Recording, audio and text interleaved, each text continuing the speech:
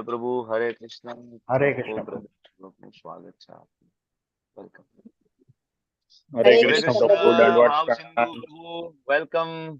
હિરલ દંડવત પાઠક પ્રણામ પ્રભુજી. માતાજી, દંડવત પ્રણામ. દીપલ માતાજી, જલ્પા જોશી માતાજી, જીવેશ્વર કૃષ્ણચંદ્ર પ્રભુ, welcome. And Signing off from Re- Mukesh પ્રભુ હરે કૃષ્ણ. હરે કૃષ્ણ. હરે કૃષ્ણ. Yes, welcome. બધા જ વહાલા વૈષ્ણવ એન્ડ ટેસેના માતાજી. મારું ઉચ્ચારણ બરાબર છે ને? ક્ષમા કરજો કદાચ ભૂલ હોય પ્રોનાઉન્સિએશનમાં. તો હા પ્રભુજી બરાબર છે. ટેસેના જ છે. હરે કૃષ્ણ. ટેસેના માતાજી, વેલકમ માતાજી. એન્ડ વ્રજરાની વિનીતા માતાજી હરે કૃષ્ણ. હરે નમ્રતા કૃષ્ણ પ્રભુજી, માતાજી, સાદર પ્રણામ. સાદર પ્રણામ, વેલકમ. હરિપોલ. નમ્રતા માતાજી, યસ, ઓકે. ખૂબ ખૂબ સ્વાગત છે. વિશાલ વોરા પ્રભુ, હરે કૃષ્ણ પ્રભુજી. હરે કૃષ્ણ હરે પ્રભુજી. કૃષ્ણ. જાગૃતિ માતાજી હરે કૃષ્ણ. અચ્છા, બે જાગૃતિ માતાજી છે. ઓકે. હરે કૃષ્ણ. તારાબેન હરે કૃષ્ણ. હરિ બોલ. હરે કૃષ્ણ પ્રભુજી. હરે કૃષ્ણ. ખૂબ ખૂબ બધાનું હૃદયપૂર્વકનું સ્વાગત છે ઇસ્કોન મેંગલુરુ શ્રી શ્રી રાધા ગોવિંદ મંદિર ભુલાઈ તરફથી હું જીતેન્દ્ર ગોપેશ દાસ આપ સૌનું સ્વાગત કરું છું. શ્રીમદ ભગવદ્ ગીતા 18 દિવસ 18 અધ્યાય બેઝિક કોર્સની અંદર અધ્યાય બીજો ગીતાનો સારની ચર્ચાઓમાં ભાગ લેવા બદલ આપ સૌનું ખૂબ ખૂબ સ્વાગત છે. અને ભગવાન શ્રી શ્રી રાધા ગોવિંદજીના ચરણોમાં ખૂબ ભાવપૂર્વક પ્રેમપૂર્વકની પ્રાર્થના મંગલાચરણથી આપણે બધા શરૂઆત કરીશું.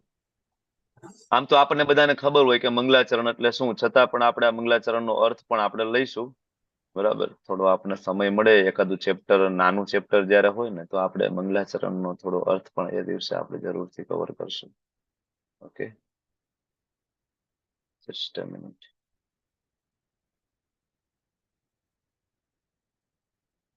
આમ તો બહુ સાદી ભાષામાં કહીએ તો કોઈ પણ શુભ કામની શરૂઆત છે એ હંમેશા મંગળતાને આવકારી ન થાય, બરાબર ને? જેમ કે ઘરે લગ્ન પ્રસંગ હોય તો સૌથી પહેલા સ્થાપન કરવામાં આવે ગણેશજી મહારાજનું, બરાબર? કારણ કે મંગળતાને આપણે આવકારીએ કે જે કઈ આપણે કામની શરૂઆત કરી છે એ સકુશળ અને સરસ રીતના પૂર્ણ થાય, જેથી આપણે મંગળતાને આપણે આવકારીએ અને મંગલાચરણ ગાઈએ. કોઈ પણ શાસ્ત્ર તમે ઉપાડીને જોઈ લો, બરાબર? શાસ્ત્રમાં સેમ શ્રીમદ ભાગવત મહાપુરાણ હોય કે પછી વાલ્મીકી રામાયણ હોય કે પછી રામચરિત માનસ હોય, ની શરૂઆત હંમેશા મંગલાચરણથી થાય. હરે કૃષ્ણ, વેલકમ. આચાર્ય જે લખનાર જે આચાર્ય હોય, જે ગુરુ તત્વ હોય, બરાબર, એ એમના ગુરુ મહારાજને પ્રણામ કરે. જેમ કે શ્રીમદ ભાગવતમની અંદર શરૂઆત સુખદેવજી મહારાજને પ્રણામ કર્યા છે, વેદ વ્યાસજીને પ્રણામ છે, આગળ નારદજી, બરાબર, મંગલાચરણ, પછી ભગવાન શ્રી કૃષ્ણ, બરાબર, એમને પ્રણામ કર્યા છે. તેને મંગળતાને આપણે આવકારીએ. એવી રીતના આપણે પણ આપણી પરંપરાના આચાર્ય આપણા ગુરુ મહારાજને, બરાબર, આપણે દંડવત પ્રણામ કરીએ. ભગવાન શ્રી રાધા ગોવિંદજીના ચરણોમાં મંગળ પ્રાર્થનાઓ આપણે બધા સાથે મળીને અર્પણ કરીએ. હરે કૃષ્ણ ઓમ પ્રભુજી. અજ્ઞાન હરે તિમિરાંધસ્ય કૃષ્ણ પ્રભુ. પ્રભુ લાઈવ જ્ઞાનાંજન બાકી છે. શલાકયા. લાઈવ ચાલુ થઈ ગયું છે પ્રભુ. ચક્ષુર્મિલિતમ યેન તસ્મે શ્રી ગુરુવે નમઃ. શ્રી ચૈતન્ય મનોભીષ્ટમ સ્થાપિતમ યેન ભૂતલે સ્વયં રૂપ કદા મહ્યમ દદાતિ સ્વપદાંતિકમ. વંદેહમ શ્રી ગુરો શ્રીયુતાપદકમલમ શ્રી ગુરુન વૈષ્ણવાંશ શ્રીરૂપમ સાગ્રજાતમ સહગણ રઘુનાથાન્વિતમ તમ સજીવમ સાદ્વૈતમ સાવધૂતમ પરિજન સહિતમ કૃષ્ણ ચૈતન્ય દેવમ શ્રી રાધા કૃષ્ણ પાદાન સહગણ લલિતા શ્રી વિશાખાન્વિતાંશ્ચ. હે કૃષ્ણા કરુણા સિંધુ દીનબંધુ જગતપતે ગોપેશ ગોપિકા કાંત રાધા કાંત નમસ્તુતે. તપ્ત કાંચન ગૌરાંગી શ્રી રાધે વૃંદાવનેશ્વરી વૃષભાનુ સુતે દેવી પ્रणमामि हरिप्रिये. वाञ्छा कल्पतरुभ्यश्च कृपा सिन्धुभ्य एव च પતિતાનાં પાવનેભ્યો વૈષ્ણવેભ્યો નમો નમઃ. નમો વિષ્ણુપાદાય કૃષ્ણપ્રેષ્ઠાય ભૂતલે શ્રીમતે ભક્તિ વેદાંત સ્વામિનિતિ નામિને. નમસ્તે સરસ્વતે દેવે ગૌરવાણી પ્રચારિણે નિર્વિશેષા શૂન્યવાદી પાશ્ચાત દેશ તારિણે. જયો શ્રી કૃષ્ણ ચૈતન્ય પ્રભુ નિત્યાનંદ શ્રી અદ્વૈત ગદાધાર શ્રીવાસાદિ ગૌર ભક્ત વૃંદ. હરે કૃષ્ણ કૃષ્ણ કૃષ્ણ હરે હરે હરે રામ રામ રામ હરે હરે. હરે કૃષ્ણ. હરે કૃષ્ણ પ્રભુજી. હરે કૃષ્ણ રવેશ પ્રભુ. હરે કૃષ્ણ. ચંદ્રિકા માતાજી વેલકમ. હરે કૃષ્ણ કુકુબેન પ્રભુજી. કાવઠિયા માતાજી, હરે મીના કૃષ્ણ માતાજી, પરેશ શાહ પ્રભુ. હરે કૃષ્ણ. હરી બોલ. કિરણ માતાજી વેલકમ. હરે ખૂબ કૃષ્ણ ખૂબ પ્રભુજી. હૃદયપૂર્વક નું સ્વાગત છે બધા જ વહાલા વૈષ્ણવોનું. તો ગઈકાલે આપણે અધ્યાયની ચર્ચા કરતા હતા. સોલંકી કાજલ માતાજી વેલકમ. સેજલ કલોત્રા માતાજી, પુનિતા લુણાગરિયા માતાજી, રતિલાલ ઠક્કર પ્રભુ, સૌરભ પ્રભુ વેલકમ. એન્ડ નવા પાર્ટિસિપન્ટ બીજા કોઈ નામ દેખાય? યસ, મુક્તિ માતાજી હરે કૃષ્ણ. મુક્તિ માતાજી, મુક્તિ ડિટેલર ફ્રોમ વડોદરા. હરી બોલ. હરે કૃષ્ણ. જય કિશોરી માતાજી. યસ પ્રભુ વેલકમ. રતિલાલ પ્રભુ હરે કૃષ્ણ વેલકમ. ડોક્ટર પ્રીતિ જાડેજા માતાજી હરે કૃષ્ણ, સ્વાગત છે તમારું. આજે આપણે કોઈ નવા પાર્ટિસિપન્ટ નું થોડું ઇન્ટ્રોડક્શન પણ લઈશું. એટલે નવા પાર્ટિસિપન્ટ માંથી કોઈ એક હેન્ડ રેઝ કરજો. એનું આપણે નાનું ઇન્ટ્રોડક્શન અને કેવી રીતના તમે આ કોર્સમાં આવ્યા, ખાલી 1 મિનિટમાં બરાબર તમારે કહેવાનું છે. નવા પાર્ટિસિપન્ટ માંથી કોઈ હેન્ડ રેઝ કરજો. ઓકે, ત્યાં સુધીમાં હું ગઈકાલના અધ્યાયનું નાનું એવું તમને રિકેપ આપી દઉં કે ગઈકાલે આપણે ચર્ચા કરી અધ્યાય 1, કુરુક્ષેત્ર અને યુદ્ધભૂમિ ઉપર અર્જુનનું સૈન્ય નિરીક્ષણ અથવા તો અર્જુન વિષાદ યોગ. અલગ અલગ આચાર્યો એ અલગ અલગ અધ્યાયના નામ અલગ રીતના આપ્યા છે. તમને એમ થાય કે સાલું અમે બીજી ભગવદ્ ગીતા વાંચીએ એમાં અર્જુન વિષાદ યોગ છે, અને અમે તમારી પ્રભુપાદ વાળી ભગવદ્ ગીતા વાંચીએ એમાં છે કુરુક્ષેત્ર અને યુદ્ધભૂમિ પર સૈન્ય નિરીક્ષણ અર્જુનનું. આવું કેમ? બરાબર, આગળના પણ ઘણા બધા અધ્યાયમાં આવું લાગશે તમને. હવે આમ જોવા જઈએ તો ભગવાન અને અર્જુન વચ્ચે જે સંવાદ ચાલ્યો એમાં કોઈ અધ્યાય વાઇઝ ચર્ચા નથી. ભગવાને કઈ અર્જુન એવું નથી કીધું અર્જુન પેલો અધ્યાય પૂરો, હવે આપણે ગીતાનો સાર બીજો અધ્યાય ચાલુ કરશું. આવી ચર્ચા નથી. એ તો કન્ટિન્યુ ફ્લોમાં છે, પ્રશ્ન ને જવાબ, પ્રશ્ન ને જવાબ. બરાબર. પછી આચાર્યો આવે અને એ જે 700 શ્લોકનું જે ઝુમખું છે બરાબર, એ શ્લોકને મહાભારતમાંથી જુદું પાડી. બરાબર, અને એ 700 માંથી પણ નાના નાના પાર્ટીશન કરે, બરાબર, વિભાગ કરે અને એનું અધ્યાયનું નામ આપે, જેથી આપણા જેવા કળિયુગના જીવો કે જેની બુદ્ધિ ઓછી પડે શાસ્ત્ર સમજવામાં, એને થોડું સરળતાથી સમજાય. કે આચાર્યની આપણા ઉપર કૃપા છે. બરાબર. એટલે હવે ઘણા બધા નામ આપ્યું અર્જુન વિષાદ યોગ, પણ પ્રભુપાદે આપ્યું છે કુરુક્ષેત્ર અને યુદ્ધભૂમિ પર સૈન્ય નિરીક્ષણ. આમ જુઓ તો ખાલી વિષાદના શ્લોક તો પાછળ આવ્યા એટલા જ છે, બાકી આગળ સૈન્ય નિરીક્ષણ ઘણું બધું છે. દુર્યોધનનું સૈન્ય નિરીક્ષણ છે, અર્જુનજીનું સૈન્ય નિરીક્ષણ છે, પછી ભગવાનને કહે છે રથને વચ્ચે લઈ જાઓ, અને સૈન્યનું નિરીક્ષણ કરી અને અર્જુનનું મોહિત થવું અને યુદ્ધ ના કરવાના 4 કારણો અને બીજા અધ્યાયનું મળીને 5 કારણો અર્જુનને રજૂ કરવા. બરાબર. એટલે અલગ અલગ આચાર્યો અલગ અલગ નામ આપે, આપણને સરળતાથી ચેપ્ટર સમજાય એટલા માટે. બાકી ઓરિજિનલી અધ્યાયના નામ આપેલા ના હોય શાસ્ત્રમાં, પણ એ આચાર્ય આવે અને અલગ અલગ યુગ પ્રમાણે આપણને એ સરળતાથી સમજાય એના માટે. ઓકે, તો ગઈકાલે આપણે ખૂબ મહત્વની ચર્ચા એ હતી કે ભાઈ અર્જુનના યુદ્ધ ના કરવાના 5 કારણો. તમારે હેન્ડરેસ કરવાનું જ, કોઈ ડાયરેક્ટ બોલવાનું નથી. જો ડાયરેક્ટ બોલશો તો હું અહીંથી બધાના માઇક બંધ કરી દઈશ. બરાબર ને? ચાલો હેન્ડરેસ કરો. ટેસના માતાજીનો આપણે ઇન્ટ્રોડક્શન આપણે લઈશું. બરાબર. એની પહેલા આ પ્રશ્નનો જવાબ આપો કે અર્જુનને શું કામ યુદ્ધ નથી કરવું? બોલો, કમોન ફાસ્ટ. અધ્યાય મોટો છે, પછી મને કહેતા નહીં 9:30 વાગી જાય તો આજે. ચાલો ખુશ્બુ માતાજી બોલો, શું કામ અર્જુનને યુદ્ધ નથી કરવું? હરે કૃષ્ણ પ્રભુજી. કરુણા કોઈ આનંદ નથી, પાપનો ભય, કૌટુંબિક પરંપરાનો નાશ અને અનિર્ણયતા. ઓકે, ખૂબ સરસ, ખૂબ સરસ. એટલે ગઈકાલનો અધ્યાય આના બેઝ ઉપર જ ચાલ્યો. 3 વ્યક્તિની મનસ્થિતિ, અર્જુન, દુર્યોધન અને ધૃતરાષ્ટ્ર. આના મનમાં શું ચાલ્યું, બરાબર? સૈન્ય નિરીક્ષણ થયું, શંખનાદ થયો, અર્જુનજીએ રથ વચ્ચે લાવવાનું કહ્યું, રથ વચ્ચે ભગવાને લીધો, અને જેવું અર્જુનજીએ એના પોતાના ગુરુ દ્રોણ અને એમના પિતામહ ભીષ્મદેવને જોયા, અને અર્જુનજીના હથિયાર હાથમાંથી સરકવા લાગ્યા. બરાબર, કારણ કે ભગવાનના ભક્ત છે, ઓબ્વિયસલી દયા આવે, એમાં કોઈ શંકાને સ્થાન નથી. કરુણા હોય, બરાબર ને? અને બીજું, રાજ્યનો મોહ ભગવાનના ભક્તોને હોતો નથી. એટલે તરત કહી દીધું કે ભાઈ મારે રાજ્ય નથી જોઈતું, મને આમાં કોઈ સુખ નથી. શાસ્ત્રનું જ્ઞાન છે એટલે કે આ બધાને મારીને તો આપણને પાપ લાગશે. આગળના જનરેશનની ચિંતા છે એટલે પરંપરાનો નાશ કારણ આપે છે. અને છેલ્લે બધા જ કારણો રજૂ કર્યા પછી એમ કે છે કે મને નથી સમજાતું, હવે તમે ગાઈડ કરો. બરાબર, તો આ રીતના પેલો અધ્યાય પૂરો થાય. હવે આજનો આ પેલા અધ્યાયની ચર્ચા. કોઈ તમને સિમ્પલી પૂછે, તમે અહીંયા 18 દિવસ આવશો મારી સાથે, ભગવદ ગીતા શીખશો, પછી તમને પૂછશે કે ભાઈ તમને શું શીખડાવ્યું જીતેન્દ્ર ગોપેશ પ્રભુએ, બરાબર? તમે કહો ભાઈ પેલા અધ્યાયમાં શું આવે, બરાબર? તો તમને સિમ્પલ આન્સર આવે ભાઈ 3 વ્યક્તિની મનસ્થિતિ અને અર્જુનના યુદ્ધ ના કરવાના કારણ, એટલે પેલો અધ્યાય પૂરો. આવો જ જવાબ બીજા અધ્યાયમાં શું આપી હરે શકાય? કૃષ્ણ. જૂના પાર્ટિસિપન્ટ કહો, આવો જ જવાબ બીજા અધ્યાયનો શું આપી શકાશે? સિમ્પલ, લાંબુ નહીં, સિમ્પલ. પેલો એડ્રેસ કયો છે? કલ્પેશ પરમાર હરે પ્રભુ. કૃષ્ણ પ્રભુ. હરે કૃષ્ણ. યસ, વેલકમ માતાજી, વેલકમ. જય શ્રી માતાજી. હરે કૃષ્ણ. કલ્પેશ પરમાર પ્રભુ, તમે જવાબ આપો આ અધ્યાયને, શોર્ટ સિમ્પલ બોલો. હરે કૃષ્ણ પ્રભુજી, દંડવત પ્રણામ. પ્રણામ પ્રભુ. બીજા અધ્યાયમાં આવે છે અર્જુનને ના યુદ્ધ કરવાના કારણોના જવાબો. સિમ્પલ, ફિનિશ, ચેપ્ટર પૂરું. આટલું જ છે.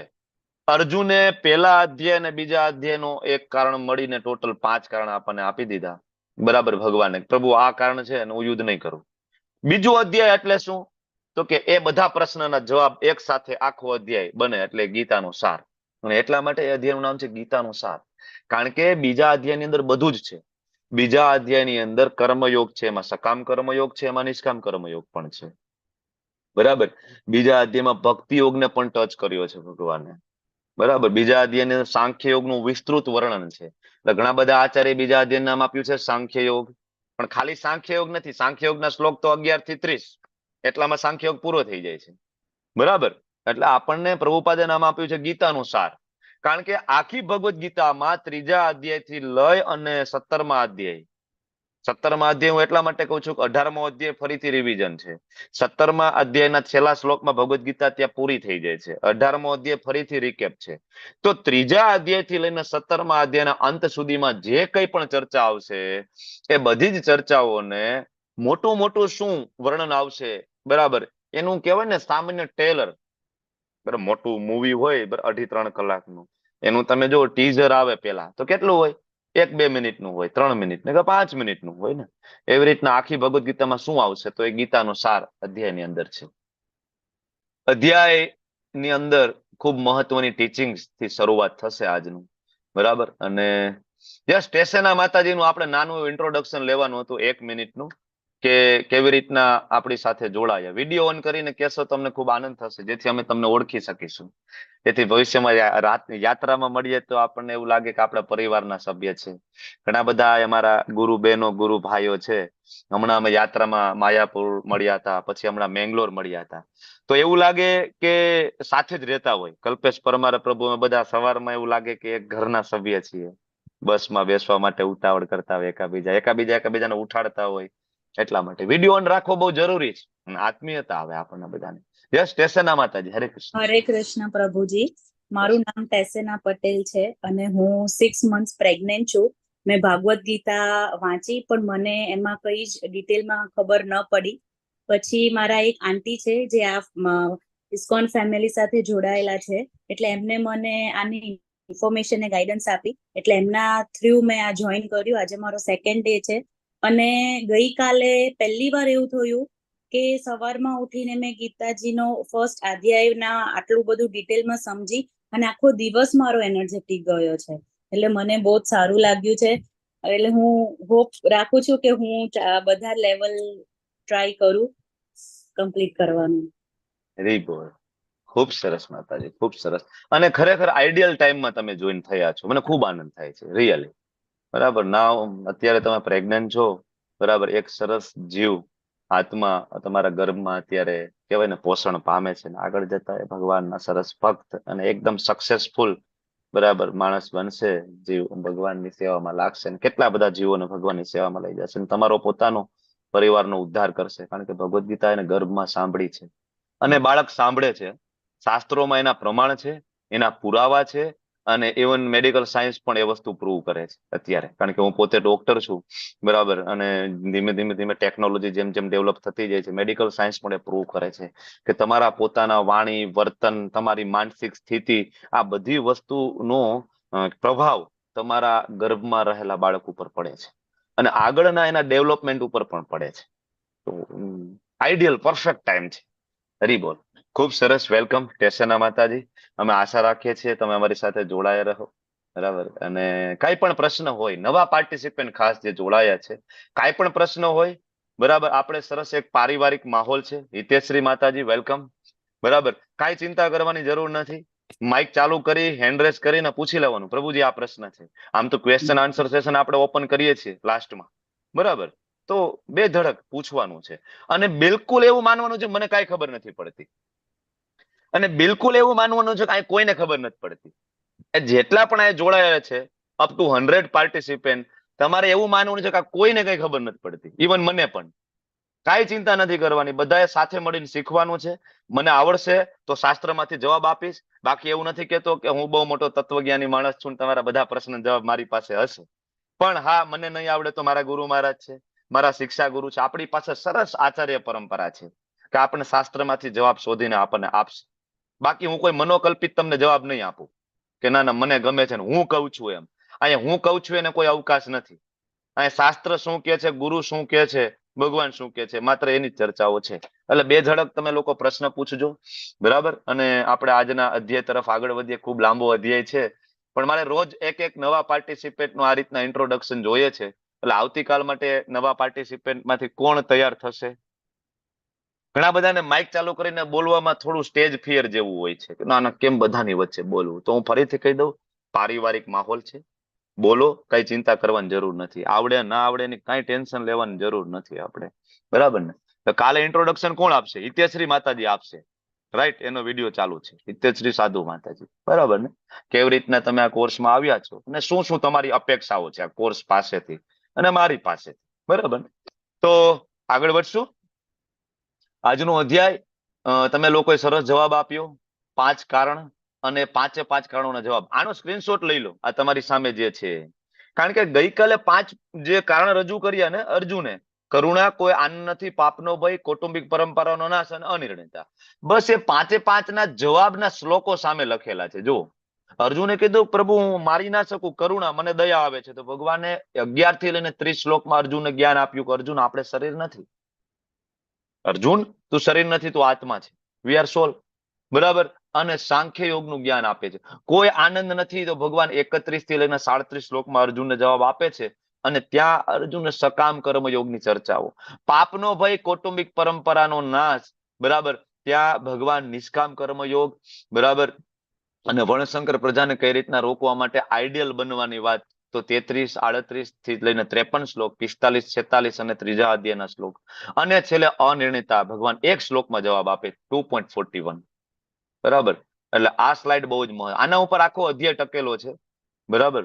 હવે આ જ અધ્યાય ઉપર આગળ વધીએ તો એક નાનો એવો પ્રશ્ન છે, તમે લોકો તમે ચેટ બોક્સમાં લખજો કે ભાઈ ભગવાને અર્જુન એમ કીધું કે અર્જુન ભલે તારા સામે દાદા હોય કે ગુરુ હોય, ધર્મના માટે એનું બલિદાન આપવું પડશે, કારણ કે એ લોકો અધર્મની સાઈડમાં છે. તો તારે બલિદાન આપવું પડશે. તારે અહીંયા અત્યારે મોહમાં પડીને તું અધર્મીઓનો સાથ આપી શકે નહીં. તો આવું શું થયું છે ભૂતકાળમાં પણ, કે કોઈએ કોઈના પરિવારનો ત્યાગ કર્યો હોય ભગવાનની પ્રસન્નતા માટે? આવા કોઈ ઉદાહરણ છે આપણી પાસે? જેમ કે એક ઉદાહરણ તમને હું આપી દઉં કે ભાઈ ચાલો વિભીષણજીએ ત્યાગ કર્યો. કોનો? તો કે એના સગા ભાઈનો, રાવણનો ત્યાગ કર્યો હતો ભગવાનની પ્રસન્નતા માટે. બરાબર ને? વિભીષણજીએ. આવા બીજા કોઈ એક્ઝામ્પલ છે કે જે? બરાબર ને? તો તમે લોકો ચેટ બોક્સમાં ટાઈપ કરો. હું ધીમે ધીમે આગળ વધું છું, કારણ કે સમય આજ ઘણો બધો જોશે આપણે. તો શરૂઆત કરીએ પિતા પુત્રના સંબંધમાં વાત કરીએ તો પ્રહલાદ મહારાજ એમના પિતા હિરણ્યકશિપુનો ત્યાગ કરી દીધો હતો. કારણ કે હિરણ્યકશિપુ એવું કીધું હતું કે ભાઈ હું જ ભગવાન છું. આખા કેવાય હિરણ્યકશિપુ ત્રણેય લોકનો એ સમયે બરાબર કે જમાવી દીધું હતું આધિપત્ય, અને ઘોષણા કરી દીધી હતી કે મારા સિવાય કોઈની જો કોઈ પૂજા કરે, ભગવાન વિષ્ણુનો કોઈ યજ્ઞ પણ કોઈ કરે તો એનું ગળું કાપી નાખો. અને એની ઘરે 5 વર્ષનો નાનો એવો બાળક પ્રહલાદ મહારાજ સ્કૂલમાં જઈ અને એના બધા મિત્રોને રિસેસ નો ટાઈમ આવે ને વચ્ચે, રિસેસ ના ટાઈમમાં પ્રહલાદ મહારાજ ટીચર બની અને એ બધા એના બીજા મિત્રો અસુરોના બાળકોને સમજાવે છે. શું? તો કે મારા પિતા ભગવાન નથી, ભગવાન તો વિષ્ણુ છે, ભગવાન કૃષ્ણ છે, અને આપણો મનુષ્ય જન્મ છે, મહામૂલો છે, અને આપણે એની ભક્તિ કરવી જોઈએ. આ વાતની ખબર પડે છે. ભાઈ તને આવું ભણાવે છે કોણ? ટીચર ને બોલાવે કે અમે આવું શીખડાવતા નથી. બરાબર. તો આ જ્ઞાન ક્યાંથી આવ્યું પ્રહલાદ મહારાજ પાસે? બરાબર. અને વિચાર કરો કે પોતાના જ પિતા દ્વારા એક પણ એવી યોજના બાકી નહોતી એને મારી નાખવા માટેની. એક પણ તમને યાદ આવે તે બધી જ યોજનાઓ, બરાબર, હાથીના પગની નીચે કચડી નાખવા, ઝેરી સાપનો દંશ આપવો, પહાડ ઉપરથી ફેંકી દેવું, અને છેલ્લે બાકી હતું તો એની ફઈને બોલાવી, બરાબર, હોલિકાને ખોડામાં લઈને બેસી ગયા. બ્રહ્માજી દેવતા દ્વારા વરદાન પ્રાપ્ત હતું હોલિકાને, અગ્નિમાં બળશે નહીં. પણ ભગવાન એના ભક્તની રક્ષા કરવા માટે આવે છે, અને બીજા કોઈના પણ વરદાન ત્યારે ચાલતા નથી, અને હોલિકાનું દહન થાય છે અને પ્રહલાદ મહારાજ બચી જાય છે. તમને ખ્યાલ છે. તો પ્રહલાદ મહારાજે પિતાનો ત્યાગ કર્યો. એના સિવાય હરિયાશ્વ અને બહુલાશ્વ, બરાબર, દક્ષ પ્રજાપતિના જે પુત્ર છે, અહીંયા એની વાત છે, હરિયાશ્વ અને બહુલાશ્વ. એટલે આ એક ગ્રુપનું નામ છે એકચ્યુઅલી, આ એક વ્યક્તિનું નામ નથી. હરિયાશ્વ અને બહુલાશ્વ કેટલાય બધા પુત્રો, 5-5 હજાર પુત્રો એક સાથે, કારણ કે એ સમયે સૃષ્ટિનું સર્જનની એકદમ શરૂઆત હતી, બરાબર, અને ભગવાનનો આદેશ હતો, બરાબર, કે ભાઈ સૃષ્ટિના સર્જન માટે માનસ પુત્ર, બ્રહ્માજીએ જે પુત્રનું સર્જન કર્યું, માનસ પુત્રનું સર્જન કર્યું. સ્ત્રી પુરુષના સંબંધ વાળા પુત્રોનું સર્જન શરૂઆતમાં નહોતું કર્યું બ્રહ્માજીએ, માનસ પુત્ર. પછી મનુ મહારાજ આવ્યા અને એમના પત્ની, પછી એ કહેવાય કે આપણા જેમ સ્ત્રી પુરુષના બાળકો આવે એ રીતના પછી સૃષ્ટિની શરૂઆત થઈ. તો આ દક્ષ પ્રજાપતિના પુત્રો જે હતા, હરિયાશ્વ અને બહુલાશ્વ, એમને કીધું તું ભાઈ આગળ જઈ જ્ઞાન પ્રાપ્ત કરો અને પછી લગ્ન કરો, સંતાન કરો, અને સૃષ્ટિનું, બરાબર, સંચાલનમાં અમને હેલ્પ કરો. પણ નારદજી એમના મોટા ભાઈ જાય છે અને આ બધાને ભગવાનનો ઉપદેશ આપે છે અને બધાને સંન્યાસી બનાવી દે છે. એટલે જ નારદજીને શ્રાપ છે કે તમે એક જગ્યાએ ક્યાંય રોકાઈ નહીં શકો. એ પછી એમને, બરાબર, દક્ષ પ્રજાપતિ દ્વારા અપાયેલો શ્રાપ છે, બરાબર. તો એમને પણ ત્યાગ કર્યો, હરિયાશ્વ બહુલાશ્વ. 4 કુમારો, આ તો બ્રહ્માજીના પોતાના માનસ પુત્ર 4, સનક સનાતન, બરાબર, આ 4 જે પુત્ર છે, તો એને પણ એના પિતાજીનો ત્યાગ કર્યો. પિતાજીએ એને પણ એટલા માટે જ ઉત્પન્ન કર્યા હતા કે ભાઈ આગળ જતા તો કે ભાઈ સૃષ્ટિના સર્જનમાં હેલ્પ કરે, લગ્ન કરે, સંસારમાં આવે. પણ નારદજી એમની પાસે એ, બરાબર, એમને પણ કમ્પ્લીટ, તો કે એ બધા સંન્યાસી થઈ ગયા, એમને પણ ત્યાગ કર્યો. એના સિવાય ઘણા બધા એવા સંબંધો છે કે જેમાં ભગવાનની પ્રસન્નતા માટે, જેમ કે હમણાં આપણે વાત કરી, વિભીષણજીએ રાવણનો ત્યાગ કર્યો. આ તો જગ જાહેર છે, આપણે બધા રામાયણ જોઈ પણ છે, બરાબર. પછી બલિ મહારાજની કથા તમે સાંભળી હશે ને, ભગવાન વામન દેવ, બરાબર, નાના એવા સ્વરૂપમાં આવે છે, બલિ મહારાજને કહે છે કે ભાઈ ભિક્ષામ દેહી. બલિ મહારાજ કે શું જોઈએ છે? વામન દેવ કે 3 ડગલા જમીન. અરે માગો માગો, શું આખો ગ્રહ માગો? કારણ કે બલિ મહારાજ ત્યારે કહેવાય 3 લોકનું શાસન, આધિપત્ય હતું બલિ મહારાજ પાસે. એનું સ્વર્ગ ઉપર આધિપત્ય હતું બલિ મહારાજનું. તો બલિ મહારાજે કીધું કે ભાઈ તમે શું ખાલી 3 ડગલા જમીનની વાત કરો, તમે માગો આખો ગ્રહ કોઈ આપી દઉં. ભગવાન કે ખાલી 3 ડગલા આપી દે ને, વધારે કઈ જોતું નથી. બલિ મહારાજ ત્યારે ઓળખતા નહોતા કે આજ ભગવાન વિષ્ણુ, આજ નારાયણ, આજ કૃષ્ણ, આજ વામન દેવ છે. ત્યારે શુક્રાચાર્ય આવીને બલિ મહારાજને કાનમાં કહે છે, બલિ રેવા દેજે, 3 ડગલા માંગે છે પણ 3 ડગલામાં તું આપી નહીં શકે, તારું બધું પૂરું કરી નાખશે, ઉપરથી લઈને નીચે સુધી, તારું પોતાનું કમ્પ્લીટ. બલિ મહારાજ સાંભળે છે, શું વાત કરો છો, કે નારાયણ છે? હા, એ કે નારાયણ. શુક્રાચાર્ય ઓળખી ગયા. એટલે જયારે 10મા અધ્યાયમાં વિભૂતિ યોગ આવશે ને, એમાં શુક્રાચાર્યને ભગવાનની વિભૂતિ બતાવી છે, કારણ કે ઓળખી ગયા કે આ તો નારાયણ છે, આ તો વિષ્ણુ છે. અને ત્યારે બલિ મહારાજ કહે છે કે ના ના, શું વાત કરો, નારાયણ છે. અરે નારાયણ જો યાચક બનીને મારી પાસે આવ્યા હોય, હું પાછો થોડો હટું, કઈ વાંધો નહીં, ભલે બધું જ લઈ જાય, કારણ કે હું કોનો પૌત્ર છું? પ્રહલાદ મહારાજના પૌત્ર. બલિ મહારાજ એટલે બીજું કોઈ નહીં, એ જ પ્રહલાદ મહારાજના દીકરાના દીકરા થાય, પૌત્ર થાય, બરાબર. તો કે કઈ વાંધો નહીં. એને એના ગુરુનો ત્યાગ કરી દીધો. વિચાર કરો, બલિ મહારાજે એમના ગુરુ મહારાજ શુક્રાચાર્યનો ત્યાગ કરી દીધો, કારણ કે ભગવાનને પ્રસન્ન કરવા છે ને. એટલે જે આપણે કૃષ્ણની નજીક ના લઈ જાય, આગળ આવશે જે ગુરુની વ્યાખ્યા આવશે આગળ, આપણે ભણશું, ઇવન લેવલ 2 માં ડિટેલમાં ભણશું. જે ગુરુ કૃષ્ણ તરફ ના લઈ જાય તો એને ગુરુ ના કહેવાય. ગુરુની વ્યાખ્યા આવશે, પદ્મ પુરાણના રેફરન્સ લઈશું, ચૈતન્ય ચરિતામૃતમાં આપણે જઈશું. અને આગળ બ્રાહ્મણની પત્નીઓ વૃંદાવનની અંદર ભગવાન કૃષ્ણ અને બલદેવજી વિચરણ માટે નીકળ્યા છે, ગાઉ કહેવાય કે ગયા ચરાવવા માટે, અને ભૂખ લાગે છે, લીલા કરે છે ભગવાન, અને જાય છે કે ભાઈ એમના જે મિત્રો છે મોકલે છે. બ્રાહ્મણ યજ્ઞ કરતા હતા અને કહે છે કે કૃષ્ણ બલરામને ભૂખ લાગી છે. તો બ્રાહ્મણો કહે છે હજી તો વાર છે ભાઈ, થોડી વાર પછી આવજો, હજી તો આહુતિ આપવાની બધું બાકી છે, અમે ના આપીએ. બ્રાહ્મણો ના આપ્યું, પણ બ્રાહ્મણની પત્નીને ખબર પડી કે સાક્ષાત કૃષ્ણ આવ્યા છે, સાક્ષાત બલરામ છે. અને યજ્ઞના ભોગતા તો અલ્ટિમેટલી એ છે, 5મો અધ્યાય 29મો શ્લોક વાંચો, ભોગતારમ યજ્ઞ તપસા. અલ્ટિમેટલી બધા યજ્ઞના ફળ અર્પણ ક્યાં થાય છે? ભગવાન વિષ્ણુ, ભગવાન કૃષ્ણ, ભગવાન નારાયણને. તો એ સાક્ષાત આવ્યા છે અને તમે એમ કહો છો યજ્ઞ હજી બાકી છે, બરાબર. અને એ બધી પત્નીઓ પોતાના પતિની અવજ્ઞા કરીને ભગવાન પાસે બધો જ ભોગ લઈને ભગવાનને આપી દે છે, બરાબર. પછી તો એ બધા બ્રાહ્મણો જે પ્રખર વેદાંતિઓ, વેદમાં પારંગત, એ બધા હાથ જોડીને એની પત્ની સામે ઉભા રહે છે. ખરેખર અમારી મોટી ભૂલ થઈ ગઈ, તમે ઓળખી ગયા અને અમે આ વેદો જાણવા છતાંય અમે ભગવાનને ઓળખી શક્યા નહીં. છે પ્રસંગ શ્રીમદ ભાગવતમ 10મ સ્કંદની અંદર, બરાબર. અને આના સિવાય ઘણા બધા એવા રેફરન્સ તમને મળે. ભરત મહારાજ, રઘુનાથ દાસ ગોસ્વામી મહારાજ, ભગવાન શ્રી ચૈતન્ય મહાપ્રભુ, લક્ષ્મણજી. રામચંદ્રજીને વનવાસ હતો, લક્ષ્મણજીને થોડો હતો, માતા સીતાને થોડો હતો વનવાસ, છતાં પણ લક્ષ્મણજી સાથે ગયા ને, બરાબર. ભરતજી, બરાબર. અને આપણા ઇસ્કોનના founder Acharya his divine grace એસી ભક્તિદાન સ્વામી શ્રીલ પ્રભુપાદ, બરાબર. આખો સંસારનો ત્યાગ કર્યો 70 વર્ષની ઉંમરે. તમે વિચાર તો કરો, 70 વર્ષની ઉંમરે એક ગામમાંથી બીજા ગામમાં જવું હોય ને તો આપણા ઘરના વડીલોને પૂછો, જીવ ના હાલે, એકલા જતા. અને દાદા 70 વર્ષે કાર્ગો જહાજમાં બેસીને અમે ત્યાં ગયા અમેરિકા, બરાબર. આખો સંસારનો ત્યાગ કરીને વૃંદાવનમાં બેસીને એક આશ્રમ ખોલીને ભક્તિ કરી શકતા હતા ત્યાં આરામથી, બરાબર. ને ઘણા બધા સાધુ સંતો મહંતો કરે છે ને વૃંદાવનમાં, કાશીમાં એક જગ્યાએ બેઠા બેઠા આરામથી ભક્તિ. પણ એમને આ ના સ્વીકાર્યું, કારણ કે એમને એના ગુરુ મહારાજનો આદેશ હતો કે કૃષ્ણ ભક્તિનો પ્રચાર કરો. તમારે એકલાએ ભગવત ધામ નથી જવાનું, હજારો જીવોને ભગવત ધામ લઈને તમારે જવાનું છે. 70 વર્ષની ઉંમરે ગયા, બધાનો ત્યાગ કરીને. તો આવી રીતના કઈ અર્જુન કઈ પેલું નથી કરતા, બરાબર. અર્જુન કઈ પહેલી વાર કઈ એના ગુરુ નો દ્રોહ કરતા હોય કે એમના ભસ્મ પિતામહની સામે પડીને યુદ્ધ કરતા. આવું ઘણી બધી વખત હિસ્ટ્રીમાં થયું છે કે ભગવાનની પ્રસન્નતા માટે અનેક ભક્તોએ, બરાબર, પોતાના પરિજનો જે ભગવાન તરફ ના હોય, અધર્મી હોય, બરાબર, એમનો સાથ નથી આપ્યો. તો બીજા અધ્યાયમાં મોટી મોટી જે બધી ચર્ચાઓ આજથી શરૂઆત થશે, 5 વિભાગમાં વહેંચશું આપણે. અને આમ જોઈ તો ભગવદ્ ગીતાની શરૂઆત બીજા અધ્યાયના 7મા શ્લોકથી થાય, જ્યારે અર્જુન, અહીંયા આ જે 7મો શ્લોક છે ટર્નિંગ પોઈન્ટ છે ભગવદ્ ગીતાનો. સરસ શ્લોક છે, આપણે બધા કંઠસ્થ કરવો જોઈએ. જે લોકોને આવડતો હોય મારી સાથે માઇક ચાલુ કરીને ગાઈ શકે છે. કાર્પાણ્ય દોષો પહત શાપી ત્વામ ધર્મ સમ્મૂઢ યત શ્રેય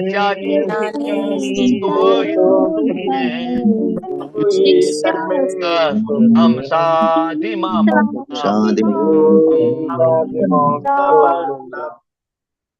બોલ એક સાથે શ્રીમદ ભગવદ ગીતાના શ્લોકનું ઉચ્ચારણ થાય, વિચાર કરો ને, વાઇબ્રેશન આજુબાજુમાં ક્યાં સુધી જાય. તમે તમારા માઇક તરત બંધ કરી દેજો. ઓકે, તો આ જે શ્લોક છે શરણાગતિનો શ્લોક છે. જીવનમાં ક્યારેક મુશ્કેલી આવે ને, ઘણી વખત એવું થાય મારી સાથે આવું શું કામ થાય છે, બધાને સારું છે, મારી સાથે આમ શું કામ. અથવા તો ઘણી વખત આપણી સામે 1 2 3 4 5 રસ્તાઓ હોય, બરાબર. ત્યારે આપણને તમારે શું કરવું જોઈએ, થાય ને આવું ઘણી વખત જીવનમાં. કેટલા બધા રસ્તાઓ હોય. ઘણી વખત એમ થાય કે મારા કયા કર્મોનું ફળ મને નડે છે, હું શું કામ દુઃખી થાઉં છું, હું શું કામ હેરાન થાઉં છું. આવા ઘણી વાર આપણને પ્રશ્ન થાય ને, બરાબર. શ્વેની માતાજી, ઉર્મિલા માતાજી, હિતેશ્રી માતાજી, આવા પ્રશ્ન તમને બધાને થતા હશે ને, બરાબર ને, કે આવું શું કામ મારે હેરાન થવાનું છે, મારા જીવનમાં શું તકલીફ છે, શું હશે. ત્યારે આ શ્લોક છે એ બોલવો જોઈએ અને ભગવાનને ખૂબ શરણાગતિના ભાવ સાથે કહેવું જોઈએ, ભગવાન કાર્પાણ્ય દોષો પહટ સ્વભાવ પૃચ્છામિ ત્વામ ધર્મ સમ્મૂઢ ચેતા યત શ્રેય. મારું શ્રેય શેમાં છે હે કૃષ્ણ? ચાત નિશ્ચિતમ, નિશ્ચિત કહો, બ્રૂહિ તન્મે, મને કહો. કારણ કે શિષ્ય તે અહમ, હવે હું તમારો શિષ્ય છું. અત્યાર સુધી અર્જુન અને કૃષ્ણની વાતો થતી હતી મિત્રવત, મારા ભાઈબંધ છે કૃષ્ણ. મિત્રવત ચર્ચાઓ અહીંયા પૂર્ણ થઈ, બરાબર. દલીલો બધી પૂરી થઈ. કારણ કે દલીલો કરવાથી કોઈ દિવસ જ્ઞાન પ્રાપ્ત થાય નહીં. આનું એક જો પ્રશ્ન પૂછી શકાય, જિજ્ઞાસાવશ પ્રશ્ન પૂછવો અને દલીલ કરવી, એ બે વસ્તુ જુદી જુદી છે. આપણે બધા સ્કૂલ કોલેજોમાં ભણ્યા, બરાબર. આપણને બાલ મંદિર થી અત્યાર સુધી આપણને શીખડાવ્યું આપણા ટીચરે કે એક અડે એક થાય ને બગડે બે થાય. એક અડે એક પછી બગડે બે આવે. તમે કે મેં કોઈ દિવસ આપણા ટીચરની સામે દલીલ કરી કે ભાઈ એક અડે એક પછી બગડે બે શું કામ આવે, અથવા 1 પછી 2 શું કામ આવે? તમે બધા કદાચ ઇંગ્લિશ મીડિયમ વાળા હોય તો, હું ગુજરાતી મીડિયમ વાળો છું, બરાબર. એક અડે એક પછી બગડે બે શું કામ આવે? આવો પ્રશ્ન કોઈ દી કર્યો આપ? ભાઈ એકડો આમ જ કેમ થાય? કોઈ દિવસ ABCD તો ABC પછી D શું કામ આવે? ડાયરેક્ટ E કેમ ના આવે? E પછી D શું કામ ના આવે? કોઈ દી પ્રશ્ન કર્યો નહીં. કોઈ દી લગભગ કોઈ દલીલ નહીં કરી હોય. કરી 1 + 1 2 શું કામ થાય? 1 + 1 3 શું કામ ના થાય ભાઈ? કોઈ દી પ્રશ્ન? કોઈ દી આપણે દલીલ નહીં. ત્યારે આજે તમે ને હું એ ભૌતિક જ્ઞાન પ્રાપ્ત કરીને તમે કઈક ડિગ્રી પ્રાપ્ત કરી છે, મેં કઈક ડિગ્રી પ્રાપ્ત કરી છે. હું ડોક્ટર છું, તમે એન્જિનિયર છો, ટીચર છો, ગૃહિણી છો, કઈ ને કઈ પોસ્ટ પોઝિશન ઉપર બેઠા છો. કઈ રીતના? તો કે જિજ્ઞાસા વ્યક્ત કરી હતી, પણ દલીલો નથી કરી. માનસિક તર્ક વિતર્કો નહીં. એટલે એમ દલીલો કરવાથી જ્ઞાન પ્રાપ્ત ના થાય એ અર્જુનને ખબર પડી ગઈ. અર્જુનને કહી દીધું, પ્રભુ શિષ્ય હમ સાધી મામ તો આમ, હવે તમારું હું શિષ્ય છું. તમે મને કહો કે આમાંથી હું બહાર કેમ નીકળું? શરણાગતિનો ભાવ જ્યાં સુધી ભગવદ્ ગીતામાં ભગવાન પાસે ના આવે ને ત્યાં સુધી ભગવદ્ ગીતા શીખી શકાતી નથી. તમે એક એક્ઝામ્પલ મને આપો શાસ્ત્રમાંથી, તમે કોઈ સંતો મહંતોને ઓળખતા હોય જેને તમને એવું લાગે ભગવદ્ પ્રાપ્તિ થઈ હોય અને ગુરુની કૃપા વગર એને ભગવદ્ પ્રાપ્તિ થઈ હોય, ગુરુની શરણાગતિ વગર, ભગવાનની શરણાગતિ વગર એને ભગવદ્ પ્રાપ્તિ થઈ હોય, કે ભગવદ્ ગીતા સમજાણી હોય, શાસ્ત્ર સમજાણા હોય, તો એક એક્ઝામ્પલ આપો. તમને નહીં મળે. હું તમને 1000 એક્ઝામ્પલ આપી શકું ભક્તમાલની કથામાંથી, રામાયણમાંથી, બરાબર, શ્રીમદ ભાગવતમની અંદર, કે બધા જ જેટલાને પણ ભગવાન પ્રાપ્ત થયા હોય, બરાબર, તો એ શરણાગતિનો ભાવ, ગુરુની શરણાગતિ અને ભગવાન પ્રત્યેની શરણાગતિ, ત્યારે આ થયું છે. બરાબર. પછી ધ્રુવ મહારાજ હોય, પ્રહલાદ મહારાજ હોય, કે પછી રામચરિતમાનસના લેખક, બરાબર, ગોસ્વામી તુલસીદાસજી હોય, એની ગુરુ નિષ્ઠા તો જુઓ. બરાબર. નાભાજી મહારાજની ગુરુ નિષ્ઠા જુઓ તમે. શરણાગતિ બહુ મહત્વની. જ્યાં સુધી શરણાગતિનો ભાવ નહીં આવે, કૃપણતા, કાર્પાણ્ય, જ્યાં સુધી તમને એવું નહીં લાગે કે હું કૃપણ છું, મને કઈ ખબર નથી પડતી, ત્યાં સુધી સામેવાળો તમને જ્ઞાન આપી શકે નહીં. ભૌતિક જગતમાં ના આપી શકે ને?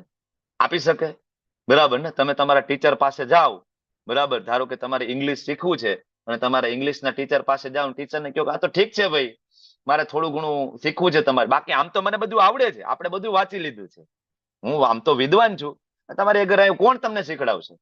તો ટીચર કહેશે ને, ભાઈ તું વિદ્વાન હોય તો ભાઈ તને તો હું શું શીખડાવી શકું, ભાઈ તને બધું આવડતું હોય તો. પણ ટીચરને કહેવું પડશે ને કે મને આવડતું નથી, મને સમજાતું નથી, ત્યારે આપણને શીખવા મળશે. આ બહુ મહત્વની વસ્તુ છે, કૃપણતા. અહીંથી ભગવદ્ ગીતાનો પાયો છે આ શ્લોક જે છે. આ ના આવે તમારામાં તો તમને ભગવદ્ ગીતા નહીં સમજાય. ઘણા બધા એવા લોકો છે, ઘણા બધા ગુજરાતની અંદર એવા પંથ, સંપ્રદાય, પરિવાર ચાલે છે કે જેને ભગવદ્ ગીતાના બધા શ્લોક આવડે, પણ એ શ્લોકને જીવનમાં એપ્લાય નથી, જીવનમાં ઉતારેલા નથી. આવા હું તમને 1000 એક્ઝામ્પલ ગુજરાતની અંદર આપું, કારણ કે ગુજરાતની અંદર આવા ઉત્પાત વધારે છે બહાર કરતા, બરાબર.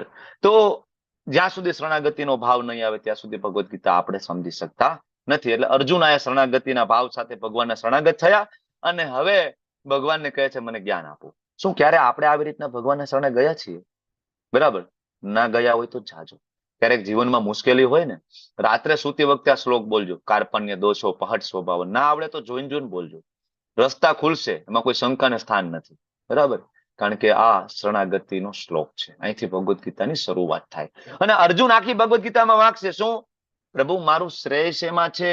યત શ્રેય આગળ પણ આવશે, કેટલી વખત આવશે.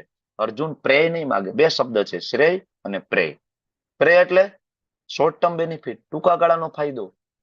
અર્જુનને ખબર હતી ટૂંકા ગાળાનો ફાયદો તો યુદ્ધ જીતીને રાજા બનશે, અને શ્રેય લાંબા ગાળાનો ફાયદો. અર્જુન ભગવાનને કહે છે પ્રભુ લોંગ ટર્મ બેનિફિટ હોય ને મને આપો, શોર્ટ ટર્મ નહીં.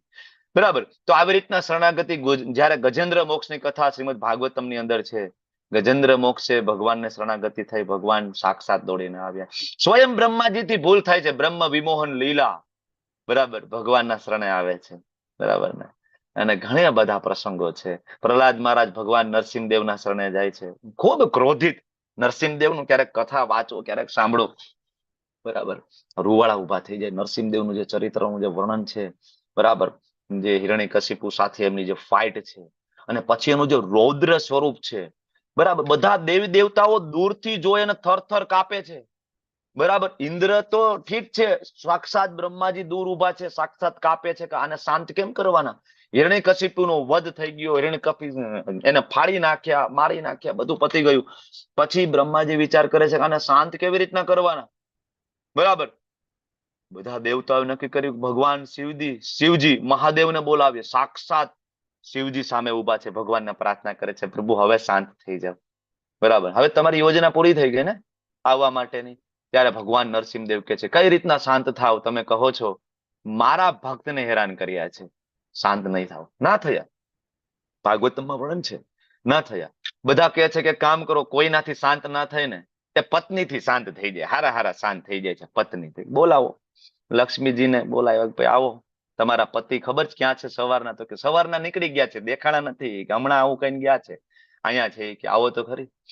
આવ્યા લક્ષ્મીજી, અને બ્રહ્માજીએ કીધું ફોન કરીને, એ સમયે કઈક હશે ટેકનોલોજી. બ્રહ્માજીએ કીધું કે ભાઈ શાંત નથી થતા, તમે આવો. લક્ષ્મીજી આવ્યા. ક્યાં છે? કે નો હું શાંત થાય, કે હમણાં શાંત પાડી દો. બરાબર, અને લક્ષ્મીજી કે અંદર છે, કે અમે ત્યાં બધા દૂર ઉભા છીએ, અમે નજીક જવા માટે અત્યારે સક્ષમ નથી. અંદર છે કે તમે આટો મારતા આવો. અને લક્ષ્મીજી અંદર ગયા, જોયું તો પાછા આવતા રહ્યા, કે ના ના તમે ખોટું બોલો, આ મારા પતિ નથી, કે આ ક્યાં મારા પતિ છે, આ શિવનું મોઢું ના, આવા મારા પતિ ક્યાં છે?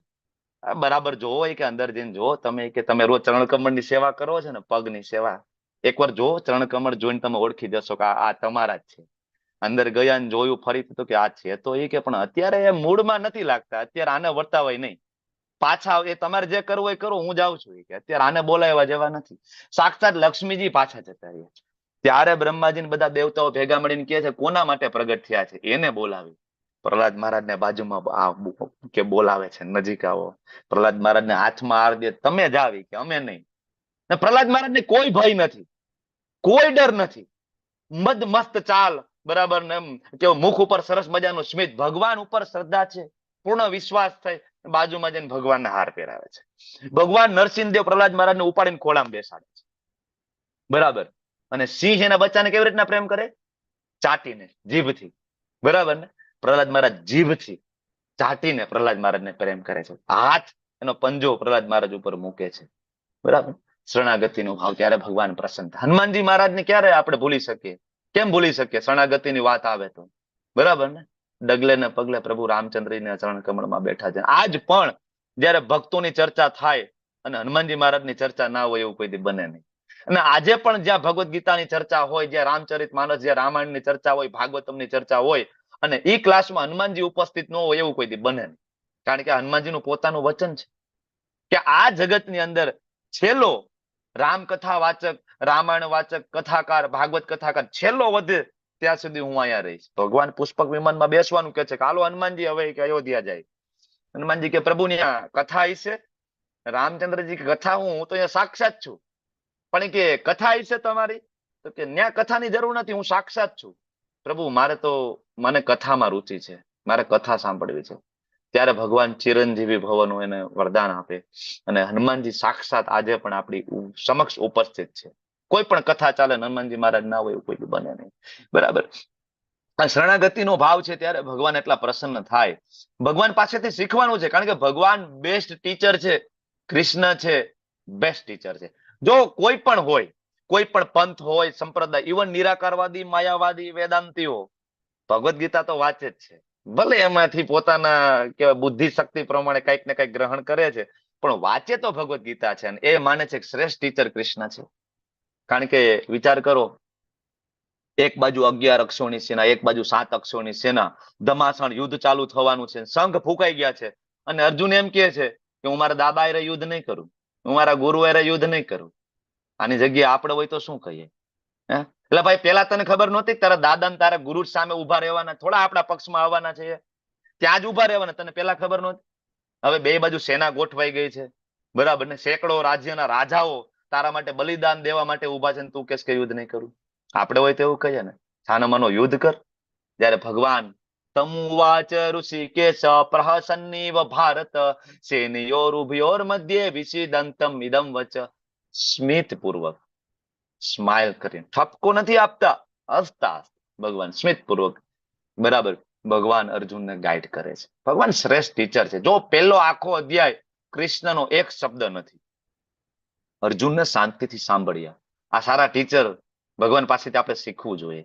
આપણે કોઈ પ્રશ્ન પૂછે તો આપણે પેલા એનો પ્રશ્ન શાંતિથી સાંભળવો જોઈએ, સમજવું, અને એની વાતને કાપી ના નાખવી જોઈએ. જો ભગવાન વાતને કાપતા નથી. આગળ પણ તમે જોશો ને, 6ઠા અધ્યાયમાં અર્જુન પ્રશ્ન પૂછશે તો ભગવાન વાતને કાપતા નથી. ત્યારે પણ ભગવાન એને એની વાતને સહમતિ આપી અને પછી આન્સર આગળ આપે છે. બરાબર, ભગવાન પાસેથી આ શીખવાનું છે. અને બીજું કે જ્ઞાન એટલું અને ત્યારે આપવું જ્યારે સામેની વ્યક્તિ તૈયાર હોય. અર્જુને જ્યારે શરણાગતિ સ્વીકારી ને, કાર્પણ્ય દોષો પહટ સ્વભાવો, પછી ભગવાને બોલવાનું ચાલુ કર્યું ત્યાં સુધી એક શબ્દ નથી. કારણ કે શરણાગતિ વગર જ્ઞાન પ્રાપ્ત થાય નહીં. તમે હું પણ જ્ઞાન પ્રાપ્ત કરવા માટે શરણાગતિ પ્રાપ્ત કરી છે ને. અલગ અલગ સ્કૂલમાં ગયા, કોલેજમાં ગયા, યુનિવર્સિટીમાં ગયા, શરણાગતિ લીધી છે ને, અલગ અલગ ટીચરની, પ્રોફેસરની, બરાબર, ત્યારે આપણે જ્ઞાન પ્રાપ્ત થયું છે. તો ભૌતિક જ્ઞાન પ્રાપ્ત કરવાની એ પદ્ધતિ છે, સેમ આધ્યાત્મિક જ્ઞાન એ જ રીતના પ્રાપ્ત થાય છે. બિલકુલ ગુસ્સો નથી કરતા અને તરત જ બધા પ્રશ્નના જવાબ, અને વારંવાર અર્જુનને કહે છે મહાબાહો, હે ધનંજય, હે ગુડાકેશ, આવા શબ્દોથી ભગવાન અર્જુનને પ્રોત્સાહિત કરે છે. ને બધી ચર્ચાઓ પૂર્ણ થાય અને છેલ્લે 18મા અધ્યાયમાં ભગવાન અર્જુનને કહે છે કે અર્જુન, આખી ભગવત ગીતા કીધી, બધું તને મેં જ્ઞાન આપી દીધું, શું લાગે છે? હું કહું એમ કરવું છે કે તને ઠીક પડે એમ?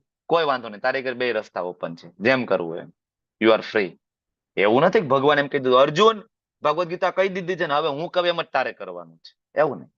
બધું જ્ઞાન આપ્યા પછી પણ ભગવાન કહે છે પસંદગી તારી, જે કરવું હોય. આને ભગવાન કહેવાય. ભગવાન કોને કહેવાય એની વ્યાખ્યા, બરાબર, આગળ પરાશર મુનિ આપણને આપશે. જ્યારે તમે જુઓ ભગવદ ગીતા કોઈ પણ પંથમાં, સંપ્રદાયમાં, બધી જગ્યાએ ભગવદ ગીતા છે, બરાબર, અલગ અલગ. તો ભગવદ ગીતામાં જ્યારે કૃષ્ણ બોલે છે ને ત્યારે શું આવે છે? શ્રી ભગવાન ઉવાચ. એવું નથી આવતું કૃષ્ણ ઉવાચ, માધવ ઉવાચ, એવું ક્યાંય આવતું નથી. ભગવાન ઉવાચ. ભાગવતમ ખોલીને વાંચો, ભગવાન ઉવાચ. શિવજી બોલે છે તો રુદ્રો ઉવાચ, બરાબર. રાજા બોલે છે રાજો ઉવાચ, બરાબર. પણ કૃષ્ણ બોલે છે ત્યારે શ્રી ભગવાન ઉવાચ. વેદવ્યાસજીને ખબર હતી. લખનાર કોણ? ભગવદ ગીતા હેન્ડરાઇટિંગ કોના છે ખબર છે? એનીબડી? કોને ખબર છે હેન્ડરાઇટિંગ કોના? ગણેશજી. ગણેશજીના હેન્ડરાઇટિંગ ગણેશજીના છે. ભગવદ ગીતાને સંપૂર્ણ વૈદિક સાહિત્ય લિપિબદ્ધ કરવામાં આવ્યું, બરાબર. વેદવ્યાસજી બોલતા હતા ને ગણેશજી લખતા હતા. તો ગણેશજીએ ક્યાંય વાંધો ઉપાડ્યો નથી, બરાબર ને. ગણેશજીએ ભગવાન ઉવાચ તો ભગવાન ઉવાચ જ લખ્યું છે. આગળ ઘણા બધા એવા શ્લોક આવશે જેમાં આપણે ઘણું બધું સમજવાનું છે. તો ભગવાન ઉવાચ, ભગવાન કોને કહેવાય સમજવા માટે જનરલી તમે જુઓ તો આજુબાજુમાં એવા ઘણા બધા પથ મત સંપ્રદાય પ્રવર્તે. ભગવાન તો નિરાકાર છે, ભગવાન જ્યોતિ છે, ભગવાન તેજ છે, ભગવાન ઓમ છે, ભગવાનનું પોતાનું કોઈ સ્વરૂપ નથી. આવા કેટલાય તમને મળશે, બરાબર ને. કેટલાય જય શાંતિ, માં શાંતિ, આવું કેટલાય બધા પંચ સંપ્રદાય છે. બાબા, દાદા, મામા, કાકાના કેટલાયના અલગ અલગ. ખોટું નહીં લગાડતા કઈ, પણ શાસ્ત્રમાં જે છે એ ચર્ચા કરશું આપણે. તો જ્યારે શ્રીમદ ભાગવતમ સ્કંદ પેલો વાંચો તેમાં બહુ જ ક્લિયરલી છે બ્રહ્મેતિ પરમાત્મેતિ ભગવતીતિ શબ્દતે, ભગવાન કોણ છે એ જ તમે રુદ્ર ગીત વાંચો, બરાબર, ત્યાં છે. પદ્મ પુરાણની અંદર માતા પાર્વતી શિવજીનો સંવાદ, સ્કંદ પુરાણમાં માતા પાર્વતી શિવજીનો સંવાદ, રામચરિતમાનસ બાલકાંડ 118મી ચોપાઈ માતા પાર્વતી શિવજીનો સંવાદ, બરાબર. શ્રીમદ ભાગવતમ દસમ સ્કંદ બ્રહ્માજીની સ્તુતિઓ, શ્રીમદ ભાગવતમ દસમ સ્કંદ ઇન્દ્રદેવની સ્તુતિઓ, બરાબર. આ બધી વાંચો, તમને સાર ખબર પડે who is the supreme personality of Godhead. ખરેખર ભગવાન કોણ છે, શાસ્ત્ર શું કહે છે. ભગવાન નિરાકાર નથી, ભગવાન માંથી નીકળતું એક તેજ, બરાબર, પ્રકાશ, જ્યોતિ, બરાબર, એ પેલું લેવલની કોન્શિયસનેસ છે. બીજું પરમાત્મા. પરમાત્મા એટલે આપણા બધાના હૃદયમાં બેઠા છે. ઘણા બધા એમ કે ભગવાનને બહાર શોધવાની જરૂર નથી, આપણી અંદર જ બેઠા છે પરમાત્મા સ્વરૂપે. વાત સાચી છે ભાઈ, બેઠા તો છે, પણ પરમાત્મા સ્વરૂપે કયું સ્વરૂપ બેઠું છે? ચતુર્ભુજ નારાયણ. ક્યાંથી આવે છે? શિરોદક્ષાય વિષ્ણુ છે. એ ક્યાંથી આવ્યા શિરોદક્ષાય વિષ્ણુ? કોણ છે? વિષ્ણુના પ્રકાર કેટલા? વિષ્ણુ ક્યાંથી આવે? કેવી રીતના આવે? 11મા અધ્યાયના અંતે ભગવાન પોતે અર્જુનજીને આ ચોખવટ પાડે છે. ચતુર્ભુજ બતાવે છે, દ્વિભુજ બતાવે છે, અને વિશ્વરૂપ બતાવે છે. બરાબર. તો પરમાત્મા એ પણ એક કહેવાય ને ભગવાનની આંશિક સાક્ષાત્કાર, પણ supreme personality of God is Krishna. બધું અલ્ટિમેટ કૃષ્ણમાંથી આવે છે. ઓકે, તો બ્રહ્મથી, પરમાત્મેથી, ભગવતીથી શબ્દતે. બ્રહ્મ, પરમાત્મા અને ભગવાન, ઘણા બધા તમે સાંભળ્યું છે ને. ખાસ તો સાધુ સંતો જયારે આ ધરાધામ છોડે તો એમ કે બાપુ બ્રહ્મમાં લીન થઈ ગયા. બ્રહ્મ એટલે આ પ્રકાશ, જ્યોતિ. બરાબર ને, જ્યોતિમાં લીન થઈ ગયા. ખરેખર કોઈ બ્રહ્મમાં લીન થઈ શકતું નથી. બરાબર. આત્માની આઈડેન્ટિટી હંમેશા અલગ રહે છે. આજે આવશે. તો આને એક ઉદાહરણ તરીકે પણ આપણે સમજી શકીએ કે વિચાર કરો કે ભગવાન શ્રી કૃષ્ણ બરાબર નારાયણ સ્વરૂપે સૂર્ય ગ્રહ ઉપર બેઠા છે, નું સંચાલન કરે છે. સૂર્ય ગ્રહ છે અને સૂર્યમાંથી નીકળતો પ્રકાશ છે. તમારા ઘરમાં પ્રકાશ પડે છે, બારી ખોલો ને પ્રકાશ પડે, તમે એવું કહી દો આજ ભગવાન છે? નહીં, એ સૂર્યનો પ્રકાશ છે. બરાબર. અથવા એવું કહી દે કે આ સૂર્યનો ગોળો છે એ ભગવાન છે? નહીં, એ ગોળો છે. બરાબર. પણ ઓરિજિનલી તો કે એની ઉપર જે ભગવાન બેઠા છે, જે સંચાલન કરી રહી છે, એ ભગવાન છે. આ એક એક્ઝામ્પલ આપ્યું છે. તો ભગવાન કોને કહેવાય? શાસ્ત્રની અંદર વ્યાખ્યા આપી છે. વિષ્ણુ પુરાણ 6.5.47. ઐશ્વર્યસ્ય સમગ્રસ્ય વીર્યસ્ય યશ શાસ્ત્રીય જ્ઞાન વૈરાગ્ય યોશમ ચેવ સન્નમ ભગ ઇતિંગના. કે જેમાં આ 6 ઐશ્વર્ય સંપૂર્ણ માત્રામાં હોય એને કહેવાય ભગવાન. સંપૂર્ણ માત્રામાં. સમૃદ્ધિની વાત કરીએ તો ભગવાનની સમૃદ્ધિ કેટલી કેટલી છે? ભગવાનની સમૃદ્ધિ તમે વાંચો શ્રીમદ ભાગવતમ, એની અંદર તો ચર્ચા છે. બ્રહ્મ સંહિતા વાંચો, બ્રહ્મ સંહિતામાં બ્રહ્માજી દ્વારા ભગવાનના ધામ વિશેની ચર્ચા છે ડિટેલમાં. તો ભગવાનની સમૃદ્ધિ કેવી છે? ચિંતામણી પ્રકર સદ્મ સુકલ્પ વૃક્ષ લક્ષાવૃતેષુ સુરભીરભિપાલયંતમ લક્ષ્મી સહસ્ત્ર શત સંભ્રમ સેવ્યમાનમ ગોવિંદમાદિ પુરુષમ તમહમ ભજામી. હું એ ગોવિંદને ભજું છું, હું એ કૃષ્ણને ભજું છું કે જેના મહેલો ચિંતામણી. ચિંતામણી એટલે જે ચિંતન કરો એ પ્રાપ્ત કરે. ઓલા પારસમણી પથ્થર આવતો, ખબર છે તમને? કોઈ પણ મેટલ ને ઘસો તો સોનું બની જાય. આવતો ખરેખર કળિયુગના પ્રભાવ જેમ જેમ આવે ને એમ આ દિવ્ય વસ્તુઓ ધીમે ધીમે ધીમે ધીમે બરાબર આપણા દ્રષ્ટિ સમક્ષ રહેતી નથી. જેમ કે દ્વાપર યુગની અંદર જુઓ તો સાક્ષાત દેવતાઓ આ પૃથ્વી ઉપર આવતા. બરાબર. આ વૈદિક જે મંત્રોનું બ્રાહ્મણો જે ઉચ્ચારણ કરે ને તો સાક્ષાત દેવતાઓ પ્રગટ થતા યજ્ઞમાં અને યજ્ઞનો ભાગ લેવા માટે આવતા. હવે કળિયુગનો પ્રભાવ આવ્યો અને હવે આ જગ્યા દેવતાઓને આવવા યોગ્ય બની નથી. હવે છે નહીં, પાપ એટલું વધી ગયું, વ્યભિચાર વધી ગયો, બરાબર, નોનવેજ, બરાબર. તો હવે દેવતાઓ અહીંયા આવતા નથી. એમ આવી જે દિવ્ય વસ્તુઓ ધીમે ધીમે ધીમે લુપ્ત થાય, દ્રષ્ટિથી ઓજલ થાય. તો ચિંતામણી નામના પથ્થરોથી ભગવાનનું મહેલ બનેલું છે. સુરભી નામની ગાયો બરાબર ભગવાનના ધામમાં છે. અને લક્ષ્મી સહસ્ત્ર શત સંભ્રમ. કેટલી લક્ષ્મીઓ ભગવાન કૃષ્ણની સેવા કરે છે ગોલોક વૃંદાવન ધામમાં? બ્રહ્માજીના શબ્દ છે. કેટલી લક્ષ્મીઓ? સહસ્ત્ર શત. જલ્પા જોશી માતાજી શું કેવું છે? બોલો બોલો. હરે કૃષ્ણ પ્રભુ. યસ પ્રભુ, વેલકમ. હરે કૃષ્ણ. હા, પહેલાના યુગમાં પણ અસુરો પણ હતા જ ને પૃથ્વી ઉપર. યસ યસ પ્રભુ, અત્યારે છે. અસુરોનો ક્યાં તૂટો છે? ખાલી બદલી ગયા. પેલાના અસુરો બહારથી દેખાઈ જતા અસુરો છે. અત્યારના અસુરો શૂટ બૂટ ટાઈ પહેરીને કદાચ BMW ઓડી માંથી પણ ઉતરી શકે એમ, પણ એ અસુરો હોય. બરાબર. ત્યારે રથમાંથી ઉતરતા. બરાબર. એ વખતે અસુરના રાક્ષસો હતા તો કેમ દેવ પછી ઉતરતા? એ વખતે કેમ એમને એવું યોગ્ય લાગે? તો ત્યારે જે જનરલ જે પબ્લિક હતી એ પાયસ હતી પ્રભુ. બરાબર. વૈદિક સિદ્ધાંતોનું પાલન થતું હતું. ખાલી તમે વિચાર કરો ને, 8 થી 40-50 વર્ષ પહેલાની વાત કરો ને, તમારા મારા બધાના બાપ દાદા ધોતી કુર્તો પહેરતા હતા, બધા તિલક કરતા હતા, બધા ત્રિકાળ સંધ્યા કરતા હતા, બધા શાસ્ત્રો વાંચતા, રોજ રામ કથા કૃષ્ણ કથા એવરીડે બધા ઘરમાં થતી હતી. 8 થી 100 વર્ષ પહેલાની વાત કરો તો બધું વ્યવસ્થિત ચાલતું હતું. બરાબર. બધી નદીઓ સરસ વહેતી હતી, નદીઓનું બધાને સન્માન હતું, માન હતું. આજે નથી. બરાબર ને? તો જેમ જેમ જેમ યુગ પરિવર્તન થાય બરાબર અને એમ એમ આ વસ્તુ લુપ્ત થાય.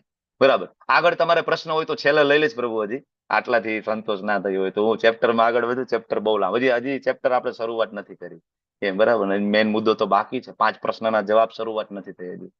તો સમૃદ્ધિ ભગવાનની કેટલી. આગળ આવે ખ્યાતિ. ભગવાનની ખ્યાતિ કેવી છે? ભગવાન માખણ ચોરી કરે ને એ માખણ ચોરીના જો અત્યારે કોઈ ગીત ગાઈ લે ને ગઝલો ગાઈ લે ને અનુપ જલોટાજી, જગજીતસિંહ, એ બધા લાખોપતિ થઈ જાય માખણ ચોરીને. આપણે કઈક ચોરી કર્યું ને આપણે કોઈ ગીત ગાય તો પોલીસ વાળા પકડી જાય, બરાબર ને. આ ભગવાનની કહેવાય ને એની ખ્યાતિ છે. આજે પણ વિચાર કરો, રામચંદ્રજી છે ત્રેતા યુગમાં થયા અને આજે પણ રામાયણ આપણે સાંભળીએ.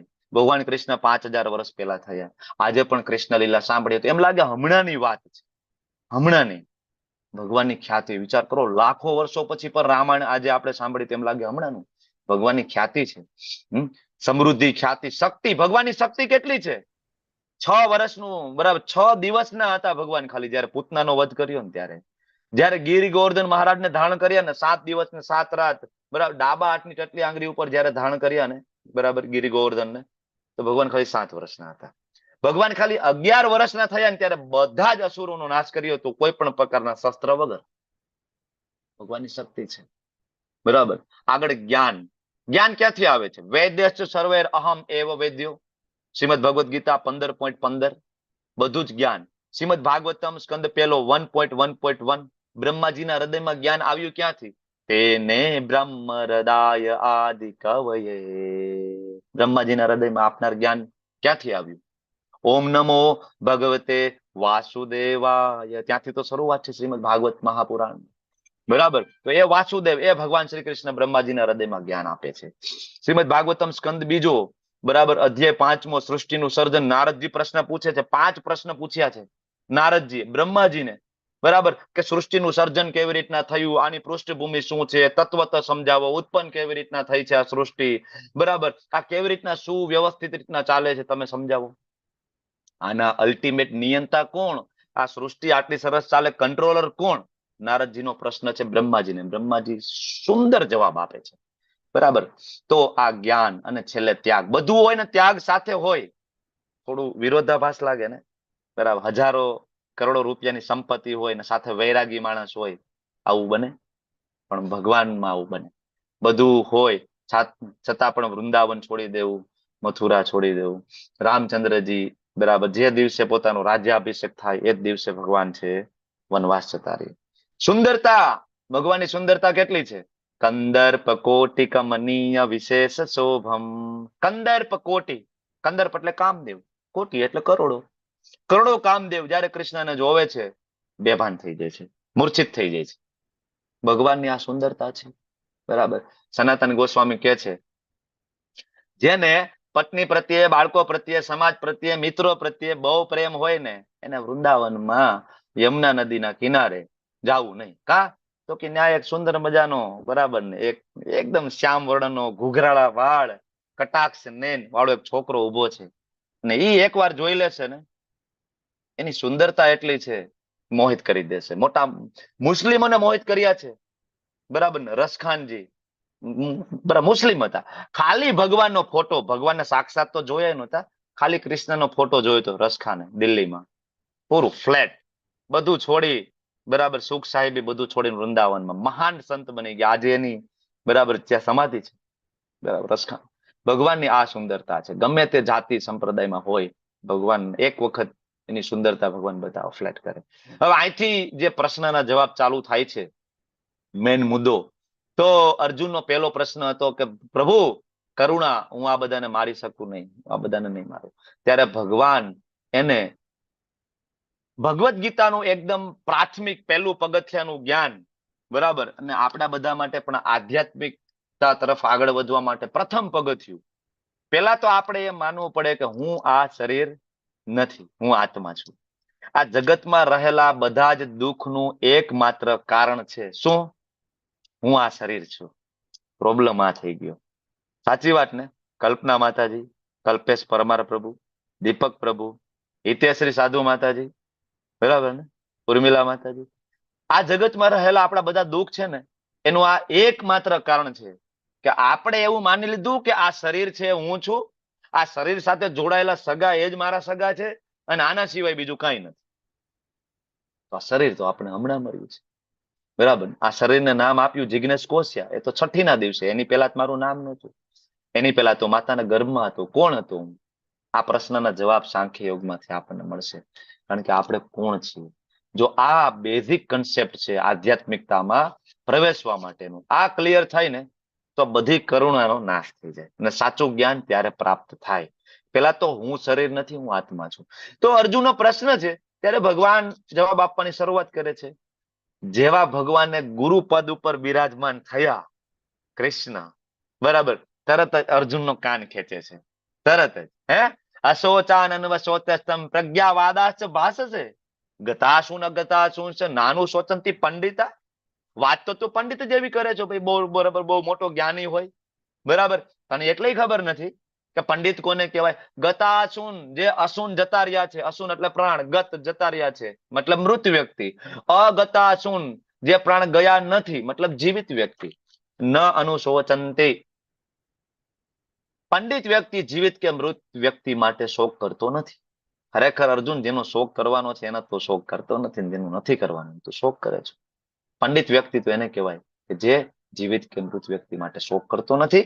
કારણ કે પંડિત વ્યક્તિને ખબર છે કે મૃત્યુ અને જન્મ એ ખાલી કોથળો બદલાવાની વાત છે, ખાલી વેપર બદલે છે, અંદર વસ્તુ છે આત્મા, જેનો કોઈ જન્મ નથી, જેનો કોઈ મૃત્યુ નથી, આગળ આવશે, બરાબર. તો ભગવાન અર્જુનને ગાઈડ કરે છે અહીંથી, અને ત્યારે ભગવાન અર્જુનને કહે છે કે અર્જુન, નત્વેવાહમ જાતુ નાશમ ન ત્વમ નેમે જનાદીપા ન ચેવ ન ભવિષ્યામ સર્વે વયમત પરમ.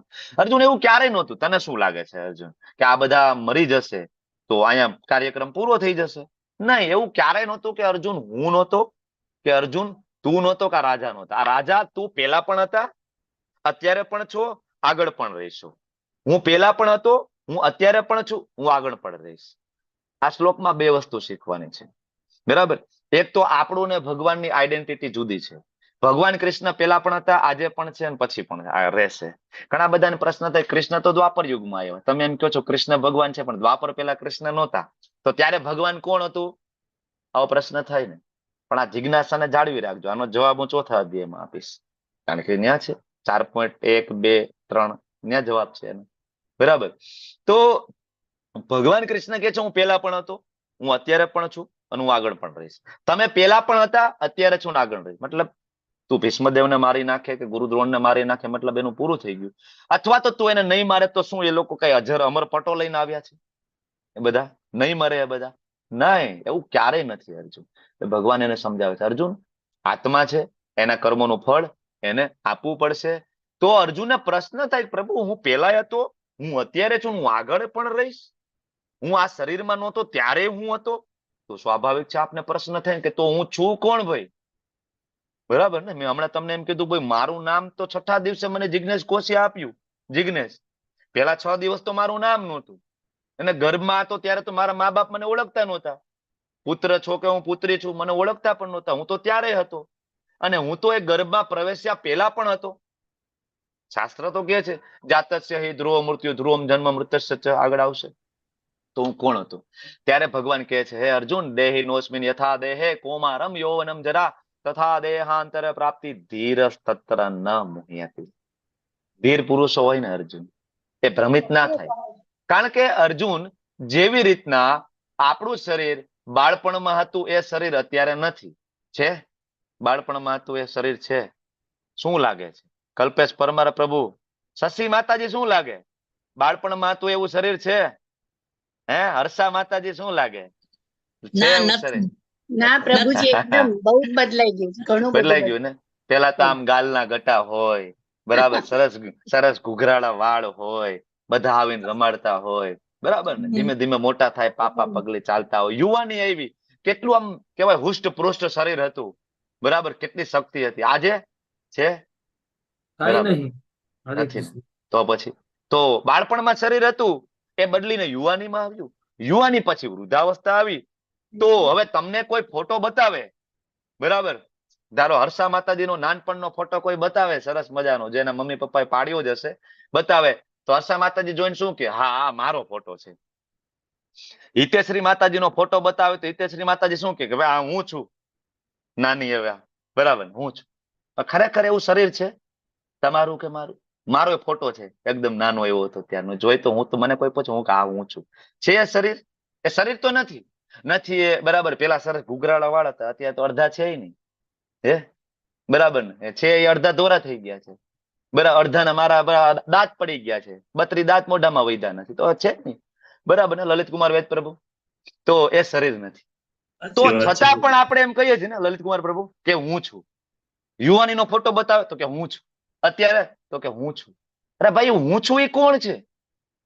બરાબર ને? તમને એમ કે આ હાથ કોનો? તમે એમ કહેશો આ હાથ મારો, આ વાળ મારા, બરાબર, આ નખ મારા, આ આંખ મારી. જયારે કોઈ વસ્તુને તમે મારી કયો છો, મતલબ એ વસ્તુ તમે બે જુદા છો. બરાબર ને? આ માર્કર મારી છે, મતલબ આ માર્કર હું નથી. બરાબર ને? આપણે એમ નથી કહેતા કે આ હાથ હું છું, આ આંખ હું છું. આપણે એમ કે છે કે આ આંખ મારી છે, આ હાથ મારો હાથ છે. આપણને ખબર છે, જો આ વસ્તુ આપણે જેને મારું કહી છે મતલબ એ જુદું છે ને હું જુદો છું. તો હું અંદર છું ને એ આત્મા છે. બરાબર? એટલે ભગવાન કહે છે કે અર્જુન, બાળપણમાંથી યુવાનીમાં, યુવાનીમાંથી વૃદ્ધાવસ્થામાં, અને વૃદ્ધાવસ્થા આવે અને મૃત્યુ થાય તો શું થાય? તો કે આત્મા બીજા શરીરમાં જાય, તથા દેહાંતર પ્રાપ્તિ. બરાબર ને? બીજા શરીરમાં જાય તો ધીર તત્ર ન મુહ્યતિ. તો આમાં તો કઈ મોહ, બરાબર, મોહયંતી, આમાં મૂંઝાવાની શું જરૂર છે? આ તો ચક્ર હજારો અબજો કરોડો વર્ષોથી ચાલે જ છે. બરાબર? ભગવાન ભગવદ્ ગીતાનું એકદમ પાયાનું જ્ઞાન અર્જુનને આપે છે. તો આપણને પ્રશ્ન થાય શું આત્માનો નાશ થઈ જતો હશે? ત્યારે ભગવાન કહે છે નૈનમ છિંદંતી શસ્ત્રાણી નૈનમ દહતી પાવક ન ચેનમ ક્લેદયંત્યાપો ન શોષયતિ મારુત. હે અર્જુન, આ શ્લોક તમે વાંચ્યું હશે, ન્યૂઝપેપરમાં શ્રદ્ધાંજલિ આપે ને લોકો, એમાં આ શ્લોક લખેલો હોય છે. બધા ન્યૂઝપેપરમાં શ્રદ્ધાંજલિમાં અર્થ ખબર હોય કે ના ખબર હોય, પણ શ્લોક લખેલો હોય. બરાબર? નૈનમ છિંદંતી શસ્ત્રાણી, કોઈ શસ્ત્રો કાપી શકે નહીં. નૈનમ દહતી પાવક, અગ્નિ બાળી શકે નહીં. ન ચેનમ ક્લેદયંત્યાપો, ભીનો કરી શકાતો નથી. અને ન શોષયતી મારું, તો પવન સૂકી ના શકે. કોને? આત્માને. અહીંયા આત્માની વાત છે. આત્માનો કોઈ નાશ નથી, આત્માનો કોઈ જન્મ નથી, આત્માનો કોઈ મૃત્યુ નથી. ચિત્રકેતુ મહારાજનો પ્રસંગ છે શ્રીમદ ભાગવત મહાપુરાણની અંદર, ખૂબ ડિટેલમાં ચર્ચા છે. બરાબર? તમે લોકો ક્યારેક ભાગવતમ વાંચજો. અત્યારે ખાલી હું તમને કહું કે છઠ્ઠા સ્કંદનો શ્રીમદ ભાગવતમ છઠ્ઠો સ્કંદ 14 થી લઈને 16 અધ્યાયમાં ચર્ચા છે. 14, 15, 16 3 અધ્યાય ચર્ચા છે. તો ત્યાં ચિત્રકેતુ મહારાજ રાજા, બરાબર, ઘણી બધી રાણીઓ, પણ એને બાળકો નહોતા. હવે એક દિવસ ચિત્રકેતુ મહારાજના ગુરુ અંગીરા ઋષિ આવે છે, અને ચિત્રકેતુ મહારાજના મુખ ઉપર ઉદાસી, અને ગુરુ મહારાજ જોવે છે કે રાજન શું થયું? ગુરુ મહારાજ બધું છે પણ બરાબર ને બાળક નથી, પુત્ર નથી. તો ત્યારે અંગીરા ઋષિ કહે છે કે ભાઈ, પુત્ર નથી એ બરાબર છે, પણ જો પુત્ર હશે ને તો પણ તું દુઃખી થાય, અને નથી તોય તું દુઃખી છો. એટલે રાજાને એમ કે કદાચ આવશે તો કદાચ ઉડાવશે છોકરો. બરાબર? કદાચ સારા ગુણ નહીં હોય, મારું નામ બદનામ કરશે. પણ નહીં મામો કરતા કાણો મામો શું ખોટું? ભૂત કહેવા તો થાય કે ભાઈ દીકરો છે. બરાબર? આપણે કેટલાય બધા માનતાના નથી હોતા. બરાબર? પછી તો પાછળથી પછતાતા હોય ઘણી વખત કે આ હવે ખોટું થઈ ગયું. બાકી કેટલાય માનતા ના હોય છે. આપણે ભાઈ માનતા ના હોય ને કોઈનું માનતા ન હોય. પાછા આગળ તમે જોજો, બહુ માનતા ના હોય ને એ પાછું કોઈનું માનતા ન હોય આગળ જતા.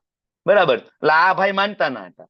બરાબર? ચિત્રકેતુ મહારાજને ત્યાં પ્રગટ થયા, અને ધીમે ધીમે બાળક મોટું થયું. હવે થયું એવું કે કેટલી બધી રાણીઓ હતી, પણ જે રાણીના કુખેથી આ બાળકનો જન્મ થયો ને, તો રાજાને એ રાણી વાલી થઈ ગઈ. બાકી બધા પ્રત્યે થોડું પાર્શિયાલિટી ચાલુ થઈ. બરાબર? અને બીજી બધી રાણીઓ ભેગી થઈને વિચાર્યું કે રાજા આપણામાં બહુ ધ્યાન આપતા નથી, કારણ શું? તો બધાએ વિચાર્યું કે આનું કારણ એક જ છે, નવો આવેલો રાજકુમાર. તો કે રસ્તો શું? બધી રાણી ભેગી થઈને ષડયંત્ર કર્યું કે એક જ રસ્તો છે, બસ આને મારી નાખો, નવું આવનાર બાળકનું કામ પૂરું કરો, તો જ રાજાને આપણામાં ધ્યાન આપશે. બધી રાણી ભેગી થઈને નાના એવા બાળકને ઝેર આપી દીધું. બરાબર? અને બાળક મૃત્યુ પામ્યું, ઘોડિયામાં પારણામાં મૃત્યુ પામ્યું. ને રાજા અને રાણીને ખબર પડે છે, આખા રાજ્યની અંદર કાળો કલ્પાત. કેટલા દિવસે, બરાબર, ઘોડિયું બંધાણું હતું રાજ્યની અંદર. બધા પરિવારો સુખી હતા અને બધા ખુશ હતા, અને ખબર પડી કે આવું થયું. બધા કાળો કલ્પાત, ખૂબ રડે. રાજન ખૂબ રડે છે, ભાન ભૂલી ગયા કે હું રાજા છું. મુકુટ પડી ગયું, ઉતરી વસ્ત્ર પડી ગયું. અને એ સમયે ફરીથી ત્યાં નારદજી ને અંગીરા ઋષિ પ્રગટ થાય છે ત્યાં. અને નારદજી એને કહે છે કે તમને કીધું તું ને કે પુત્ર આવશે તો પણ દુઃખી, અને પુત્ર નહીં હોય તો પણ દુઃખી. ત્યારે ચિત્રકેતુ મહારાજ કહે છે તમારી વાત સાચી, પણ મારા ઉપર એટલી કૃપા કરો કે મેં મારા દીકરા સાથે વાત પણ નથી કરી ને મને છોડીને જતો રહ્યો છે. ત્યારે નારદજી પોતાના યોગ શક્તિના બળેથી એ ઉચ્ચિષ્ટ થયેલી આત્માને ફરીથી બોલાવે છે અને એ આત્મા એમાં પ્રવેશ કરીને બાળક ઘોડિયામાંથી ઊભું થાય છે. નારદજી કહે છે કે તમારા પિતાજી તમારી સાથે વાત કરવા માંગે છે. અને બાળક કહે છે, કયા પિતાજીની વાત કરો છો? મારા કરોડો જન્મ થયા છે, બરાબર. ક્યારેક હું રાજા રજવાડુને ત્યાં હતો, ક્યારેક રંકને ત્યાં હતો, ક્યારેક હું ગાય હતો, ક્યારેક શિયાળ હતો, ક્યારેક વરુ હતો, ક્યારેક હાથી હતો, ક્યારેક હું દેવતા તરીકે હતો, ક્યારેક નીચલી યોનિમાં હતો. મારા કેટલા બધા પિતા થયા છે આ શરીરમાં. તો કયા પિતાની વાત કરો છો? જ્યારે રાજા આ સાંભળે છે, એના પગની નીચેથી જમીન ખસી જાય છે. જેના માટે કાળો કલ્પાત કરવું છે તો મને ઓળખવા તૈયાર નથી. ખૂબ લાંબી ચર્ચા આત્મા પરમાત્માની જ્ઞાન, બરાબર, એ આત્મા અને ચિત્રકેતુ મહારાજ વચ્ચે સંવાદ, અને પછી ચિત્રકેતુ મહારાજ છે ભગવાનના ભક્ત બને છે, બરાબર. તો કહેવાનો મતલબ આ કથાનો કે આપણે આ શરીર નથી, આપણે આત્મા છીએ. અને આત્માનો કોઈ જન્મ નથી. જાતસ્ય હિ ધ્રુવો મૃત્યુ ધ્રુવમ જન્મ મૃત્યુશ્ચ ચ. જેનો જન્મ થાય એનું મૃત્યુ નિશ્ચિત, અને જેનું મૃત્યુ થાય એનો પુનર્જન્મ નિશ્ચિત. 100% રિપીટ બર્થ. આ પહેલા પ્રશ્નનો જવાબ અહીં પૂરો થયો. બીજો પ્રશ્ન હતો, અર્જુન કહે છે ભગવાન કોઈ આનંદ નથી, બરાબર. ભગવાન અર્જુનનો કાન ખેંચીને, બરાબર, ભગવાન એને જવાબ આપશે, કોઈ આનંદ નથી ની કેવી વાત કરે છો અર્જુન? હતો વા પ્રાપ્સ્યસી સ્વર્ગ જીતવા વા ભોક્ષ્યસે મહિમ. અરે હતો વા, તું હણાઈ જઈશ ને, પ્રાપ્સ્યસી સ્વર્ગ, તને સ્વર્ગ મળશે. કેમ ભાઈ? કુરુક્ષેત્રની યુદ્ધ ભૂમિ ઉપર હણાઈ જશે, કદાચ અર્જુનનું મૃત્યુ થાય તો સ્વર્ગ મળશે. આવું કેમ ભગવાન સ્ટેટમેન્ટ આપે છે? વાય? કોને યાદ છે? કારણ કે ધર્મક્ષેત્ર હતું. કારણ કે ધર્મક્ષેત્ર હતું. ગઈકાલે વાત ના કરી આપણે? પેલો શ્લોક શું હતો? ધર્મક્ષેત્રે કુરુક્ષેત્રે સમવેતાયુષ્ય મામકા પાંડવાશ્ચૈવ કિમ કુર્વત સંજય. કારણ કે ધર્મક્ષેત્ર હતું, અને ધર્મક્ષેત્ર ઉપર ધર્મની સાઈડથી કોઈ લડવાનું હોય અને એનું જો મૃત્યુ થાય તો એને ઉચ્ચ લોક પ્રાપ્ત થાય, એડવાન્સમેન્ટ થાય એનું, બરાબર ને, એનું પ્રમોશન થાય, ડિમોશન ના થાય. એ વરદાન હતું એ, બરાબર, એ જગ્યાનું. એટલે ભગવાન કહે છે કે જો ભાઈ, કદાચ એવું બન્યું કે તારું મૃત્યુ થયું તો તને સ્વર્ગ મળશે, બરાબર. તો આમાં કઈ નુકસાની તો નથી ને, બરાબર. જીતવા વા ભોક્ષ્યસે મહિમ, તો જીતી જાય તો ભોક્ષ્યસે મહિમ, ચક્રવર્તી સમ્રાટ બનવાનો છે. તો પછી આમાં આનંદ નથી? આમાં બે બાજુ તો આનંદ છે, બે હાથમાં તો લાડુ છે, એક બાજુ સ્વર્ગ, એક બાજુ રાજ્ય, બરાબર ને. તો આમાં ક્યાં આનંદ નથી એવી ક્યાં વાત આવે છે? તસ્માદ ઉત્તિષ્ઠ કૌંતેય, હે કુંતી પુત્ર, તેથી ઉભો થા ને યુદ્ધાય કૃત નિશ્ચય. ઉભો થા ને તું યુદ્ધ કર, ભગવાન કહે છે. બે હાથમાં તો લાડુ છે, એક બાજુ સ્વર્ગ, એક બાજુ પૃથ્વીનું ચક્રવર્તી શાસન, બરાબર. અને કોઈ આનંદ નથી ની તું વાત કરે છો અર્જુન. તારા શત્રુઓ અનેક પ્રકારના કડવા વેણથી તારું વર્ણન કરશે.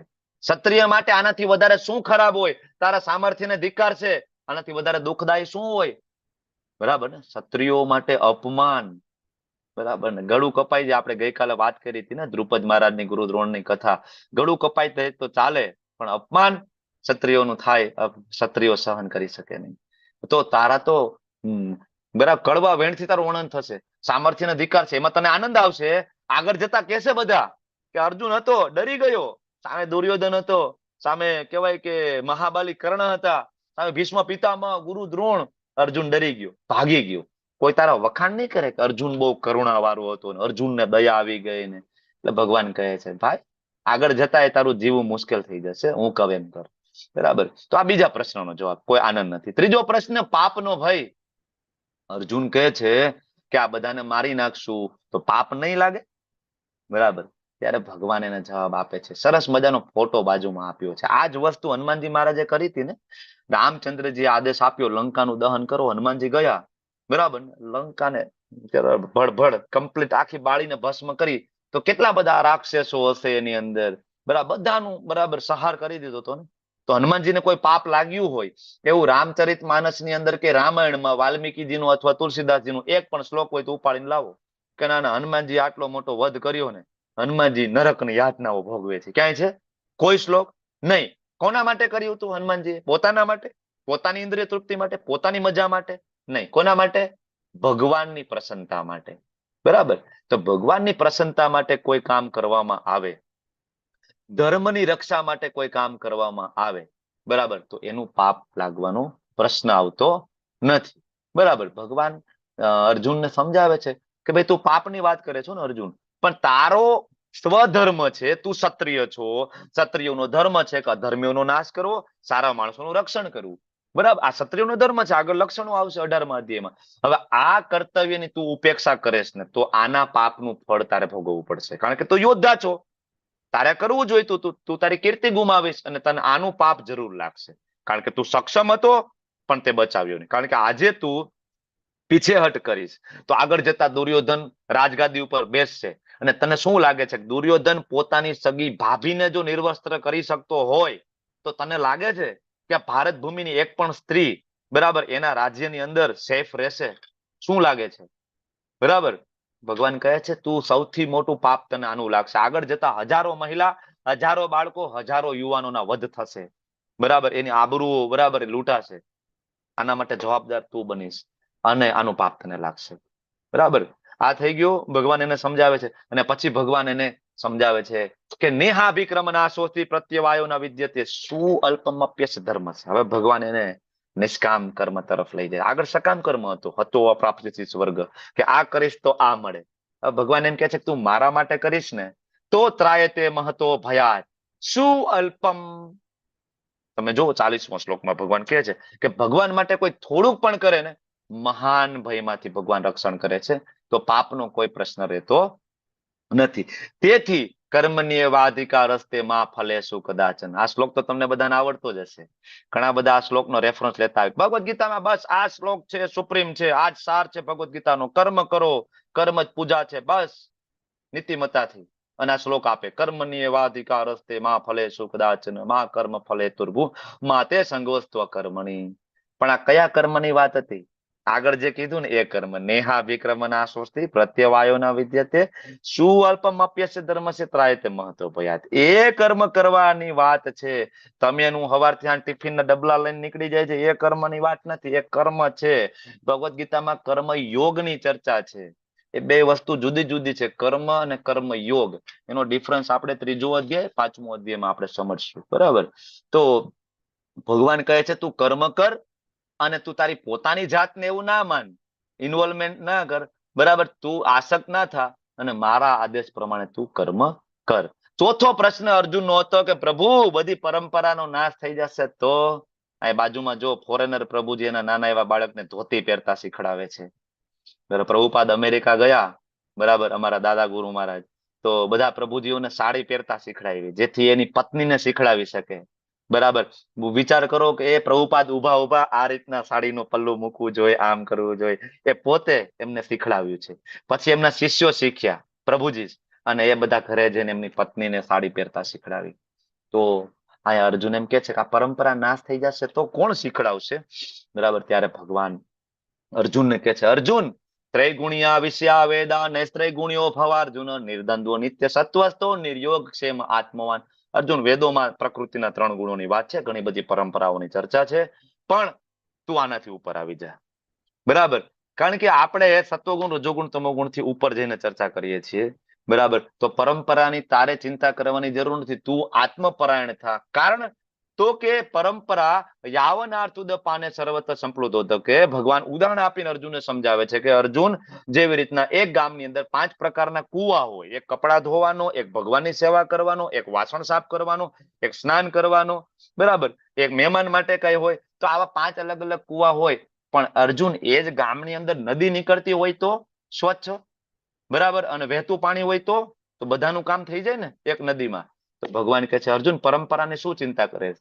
તારા ભાઈ ગંગા નદી સમાન યુધિષ્ઠિર મહારાજ જયારે રાજગાદી ઉપર બેસશે ને, તને શું લાગે છે પરંપરાનો હાસ થશે? બરાબર, આ બધાને પરંપરા નહીં શીખડાવી શકે યુધિષ્ઠિર મહારાજ રાજગાદી ઉપર બેસીને? બરાબર, ઉલટાનું તું આ લોકોનો વધ નહીં કરે તો ખોટી પરંપરા ચાલુ થશે, મેં હમણાં કીધું એમ. બરાબર, એટલે ભગવાન કહે છે પરંપરા તો તું આજે કરેશ ને એનાથી ઉલટાનું બગડશે કામ, જેથી તું વધ કર. અને છેલ્લો પ્રશ્ન ભગવાન અર્જુન ભગવાનને કહે છે પ્રભુ હવે કાંઈ સમજાતું નથી, અનિર્ણયતા. ત્યારે ભગવાન અર્જુનને કહે છે કે જેની બુદ્ધિ વ્યવસાયિત્મિકા બુદ્ધિ એકે હ કુરુનંદન. બુદ્ધિનો વ્યવસાય શું? ખરેખર બુદ્ધિ આપનાર કોણ અને બુદ્ધિનો ઉપયોગ શું કરવાનો? બુદ્ધિનો ઓરિજિનલ વ્યવસાય શું? બરાબર, એ વ્યવસાય છે ભગવાન શ્રી કૃષ્ણની ભક્તિ. ક્યાં આવશે? આગળ આવશે મન મનાભવ મદભક્તો મધ્યાજી મામ નમસ્કુરુ. આગળ આવશે અહમ સર્વસ્ય પ્રભવો મત સર્વમ પ્રવર્તતે ઇતિ મત્વા ભજન્તે મામ બુધા ભાવ સમન્વિતા. એને બુદ્ધિશાળી કીધા છે કે જે બુદ્ધિ ભગવાનને સમજવા માટે વપરાય. તો આવી જે બુદ્ધિ હોય એને વ્યવસાયિકા બુદ્ધિ છે કીધી છે. અને આવી બુદ્ધિ ધરાવતો માણસ હોય એ એકેહ કુરુનંદન, એ દ્રઢ સંકલ્પ વાળો હોય, એને એવા કોઈ દી ડાઉટ ના હોય કે મારે આ રસ્તો ક્યાં જવું. વૈષ્ણવ છે ક્લિયર હોય, ભગવાનના ભક્તો વૈષ્ણવો હોય, ભક્તિમાં જે દ્રઢ નિશ્ચય હોય ને એ એકદમ ક્લિયર હોય કે મારો જીવનનો ગોલ આ છે ને મારે આ કરવાનું છે. પણ બહુ શાખા અનંતાશ્ચ, અનંતાશ્ચ બહુ શાખા, અલગ અલગ શાખામાં વહેંચાયેલી બુદ્ધિ હોય. ક્યારે? તો કે બુદ્ધિઓ અવ્યવસાયી નામ. જયારે બુદ્ધિનો ઓરિજિનલ વ્યવસાય એને ના આપો તો બુદ્ધિ પાસે કેટલાય બધા વિષયો છે. હું આ કરું, હું આ કરું, હું આ કરું, હું આ કરું, હું આ કરું. પણ જયારે ભગવાનનો ભક્ત બને એની પાસે એના ગોલ ક્લિયર હોય છે, અનિર્ણયતામાંથી બહાર નીકળે છે. અને આ બધું સમજે એને કહેવાય સ્થિત પ્રજ્ઞ. અને સ્થિત પ્રજ્ઞના લક્ષણો શું છે, કેવી રીતના ચાલે છે, આ બધા પ્રશ્ન પછી અર્જુન ભગવાનને પૂછે છે. અને એની ચર્ચા બીજા અધ્યાયના 55મા શ્લોકથી પછી આગળ છે. અને એ પ્રશ્નના જવાબમાં ભગવાન સરસ મજાની એક ફિલોસોફી સમજાવે છે કે વ્યક્તિના પતનનું કારણ શું. જો આ બે શ્લોક બહુ મહત્વના છે. જીવનમાં કોઈ વ્યક્તિનું પતન થાય, કોઈ વ્યક્તિ બરાબર એના વિચારો, ધારો કે કોઈ વ્યક્તિ સુસાઇડના વિચારો કરે છે, કોઈ વ્યક્તિનું પતન થાય છે, કોઈ વ્યક્તિ આર્થિક રીતના પાયમાલ થઈ ગયો છે, કોઈ વ્યક્તિ માનસિક રીતના પાયમાલ થઈ ગયો છે. ઘણા બધાને એમ થાય ભગવાને મારી સાથે આવું શું કામ કર્યું? આવો પ્રશ્ન થાય કે નહીં? ભગવાન એટલા કૃપાળુ દયાળુ છે, મારી સાથે જ આવું શું કામ? એના જવાબ આ બે શ્લોકમાં છે. ધ્યાયતો વિષયાન પુંસ સંગસ્તે સુપજાયતે સંગાર સંજાયતે કામ કામાજ ક્રોધો બીજાયતે. એકચ્યુઅલી 8 સ્ટેજ છે. તાત્કાલિક થતું નથી. રાતોરાત કોઈનું પાયમાલ થઈ જાય, કોઈ પતન થઈ જાય, કોઈ ડૂબી જાય, કોઈ સુસાઇડ કરે. આ બધી વસ્તુ રાતોરાત થતી પ્રોસેસ નથી. આની પાછળ પેલા 7 તબક્કાઓ પસાર થઈ ગયા છે. ત્યાં સુધી આપણે ધ્યાન આપ્યું નથી, એટલે આ થયું છે. જેમાં 4 તબક્કા 62મા શ્લોકમાં, 4 તબક્કા 63મા શ્લોકમાં. શરૂઆત થાય છે ધ્યાયતો વિષયાન પુંસ. બરાબર, ધ્યાયતો ચિંતન કરવું વિષય ભોગનું. શરૂઆત કરી વિષય ભોગના ચિંતન કરવાની. તો શું થયું? સંગસ તે સુપજાયતે. એમાં આપણને સંગ થયો, આસક્તિ થઈ, આપણને એ ગમ્યું. અને ગમ્યું ત્યારે શું થયું? સંગાર સંજાયતે કામ. ત્યારે આપણને ભોગવવાની ઈચ્છા થઈ. બરાબર, આવું થયું ને? કોઈ પણ વસ્તુ. તમને 2 એક્ઝામ્પલ આપું. હું વારંવાર બધા ક્લાસમાં સેમ એક્ઝામ્પલ આપું, તમને બધાને યાદ રહી ગયા હશે. રોડ ઉપર જતા હોય, મર્સિડીઝ કાર જતી હોય, આપણી અલ્ટો લેવાની તેવડ ના હોય, અને મર્સિડીઝ જોવામાં વાંધો નથી, અહીં દ્રષ્ટવા નથી લખ્યું, અહીં લખ્યું છે ધ્યાયતો. પછી ઘરે આવીને હું મર્સિડીઝ નું ચિંતન કરું, કાશ મારી પાસે મર્સિડીઝ હોય, મર્સિડીઝ હોય. બરાબર, તો શું થાય? સંઘર્ષ તે સુપજાયતે, આસક્તિ થાય. બરાબર, પછી એને ભોગવવાની ઈચ્છા થાય. ના ગમે એમ થાય, આપણે તો મર્સિડીઝ લઈશું, લોન ઉપર લઈશું. બરાબર, પછી આપણને એમ થાય કે ભાઈ બાજુવાળા પાસે છે, મારી પાસે કેમ નથી? ક્રોધ આવે જો આપણે લઈ ના શકીએ તો. અને અથવા તો લઈ લઈએ, કદાચ એ લોન આપણે મળી જાય, હપ્તે લઈ આવીએ, અને બજારમાં ગયા ને પાછળથી કોઈ ટક્કર મારી બાઇક વાળાએ, અને બમ્પરમાં સ્ક્રેચ પડ્યો, ને પછી દરવાજો ખુલે એટલે શું થાય? કામાત ક્રોધો બીજાયતે, અને ક્રોધ ભભૂકે. આવું જ થયું ને?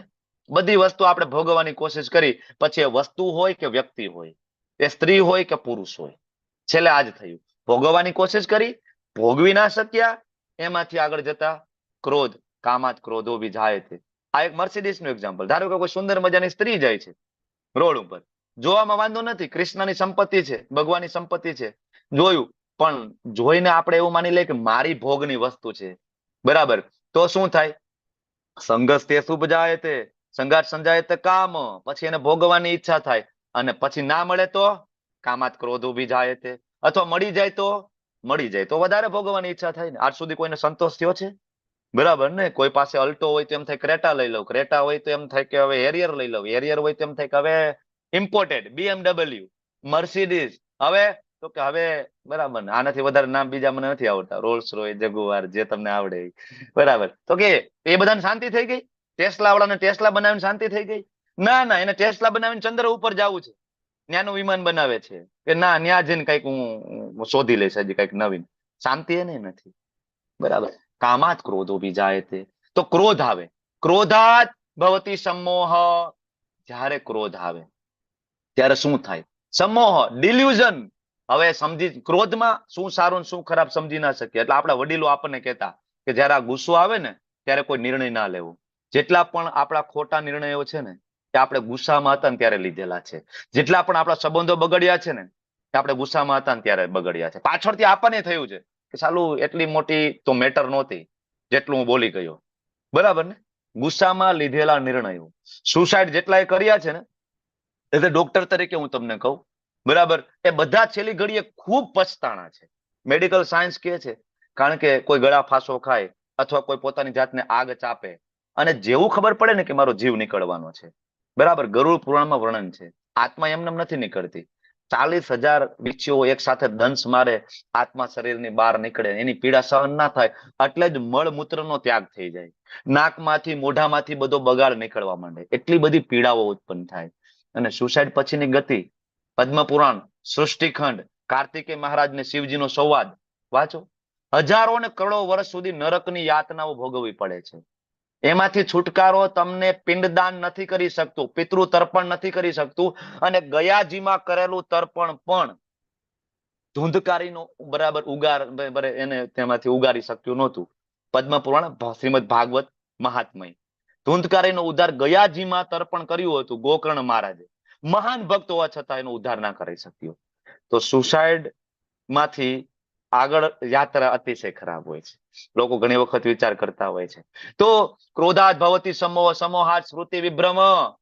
સ્મૃતિ વિભ્રમ ભૂલાઈ ગયું. શું ભૂલાઈ ગયું? તો આગળ જે પનિશમેન્ટ મળી હતી ને એ પેલા આવું કર્યું હતું.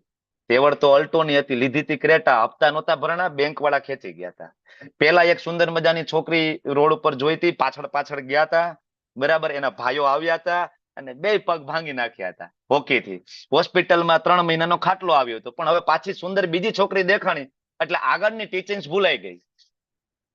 મોહાત સ્મૃતિ વિભ્રમ, સ્મૃતિ ભંસાત બુદ્ધિ નાશો. અને જ્યારે સ્મૃતિ વિભ્રમ, જૂની પનિશમેન્ટ ભૂલાઈ ગઈ ને, બુદ્ધિનો નાશ થઈ ગયો.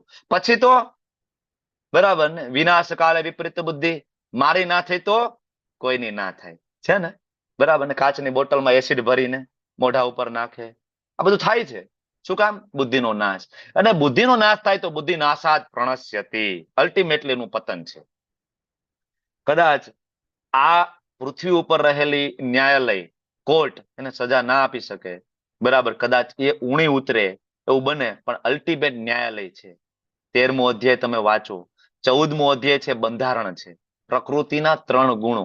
શ્રીમદ ભગવદ્ ગીતા 14મો અધ્યાય આ પૃથ્વી ઉપરનું બંધારણ એ છે. અને વાંચશું તો આપણને ખબર પડશે કે એમાંથી કોઈ દિવસ વ્યક્તિ છૂટી શકતો નથી, બરાબર.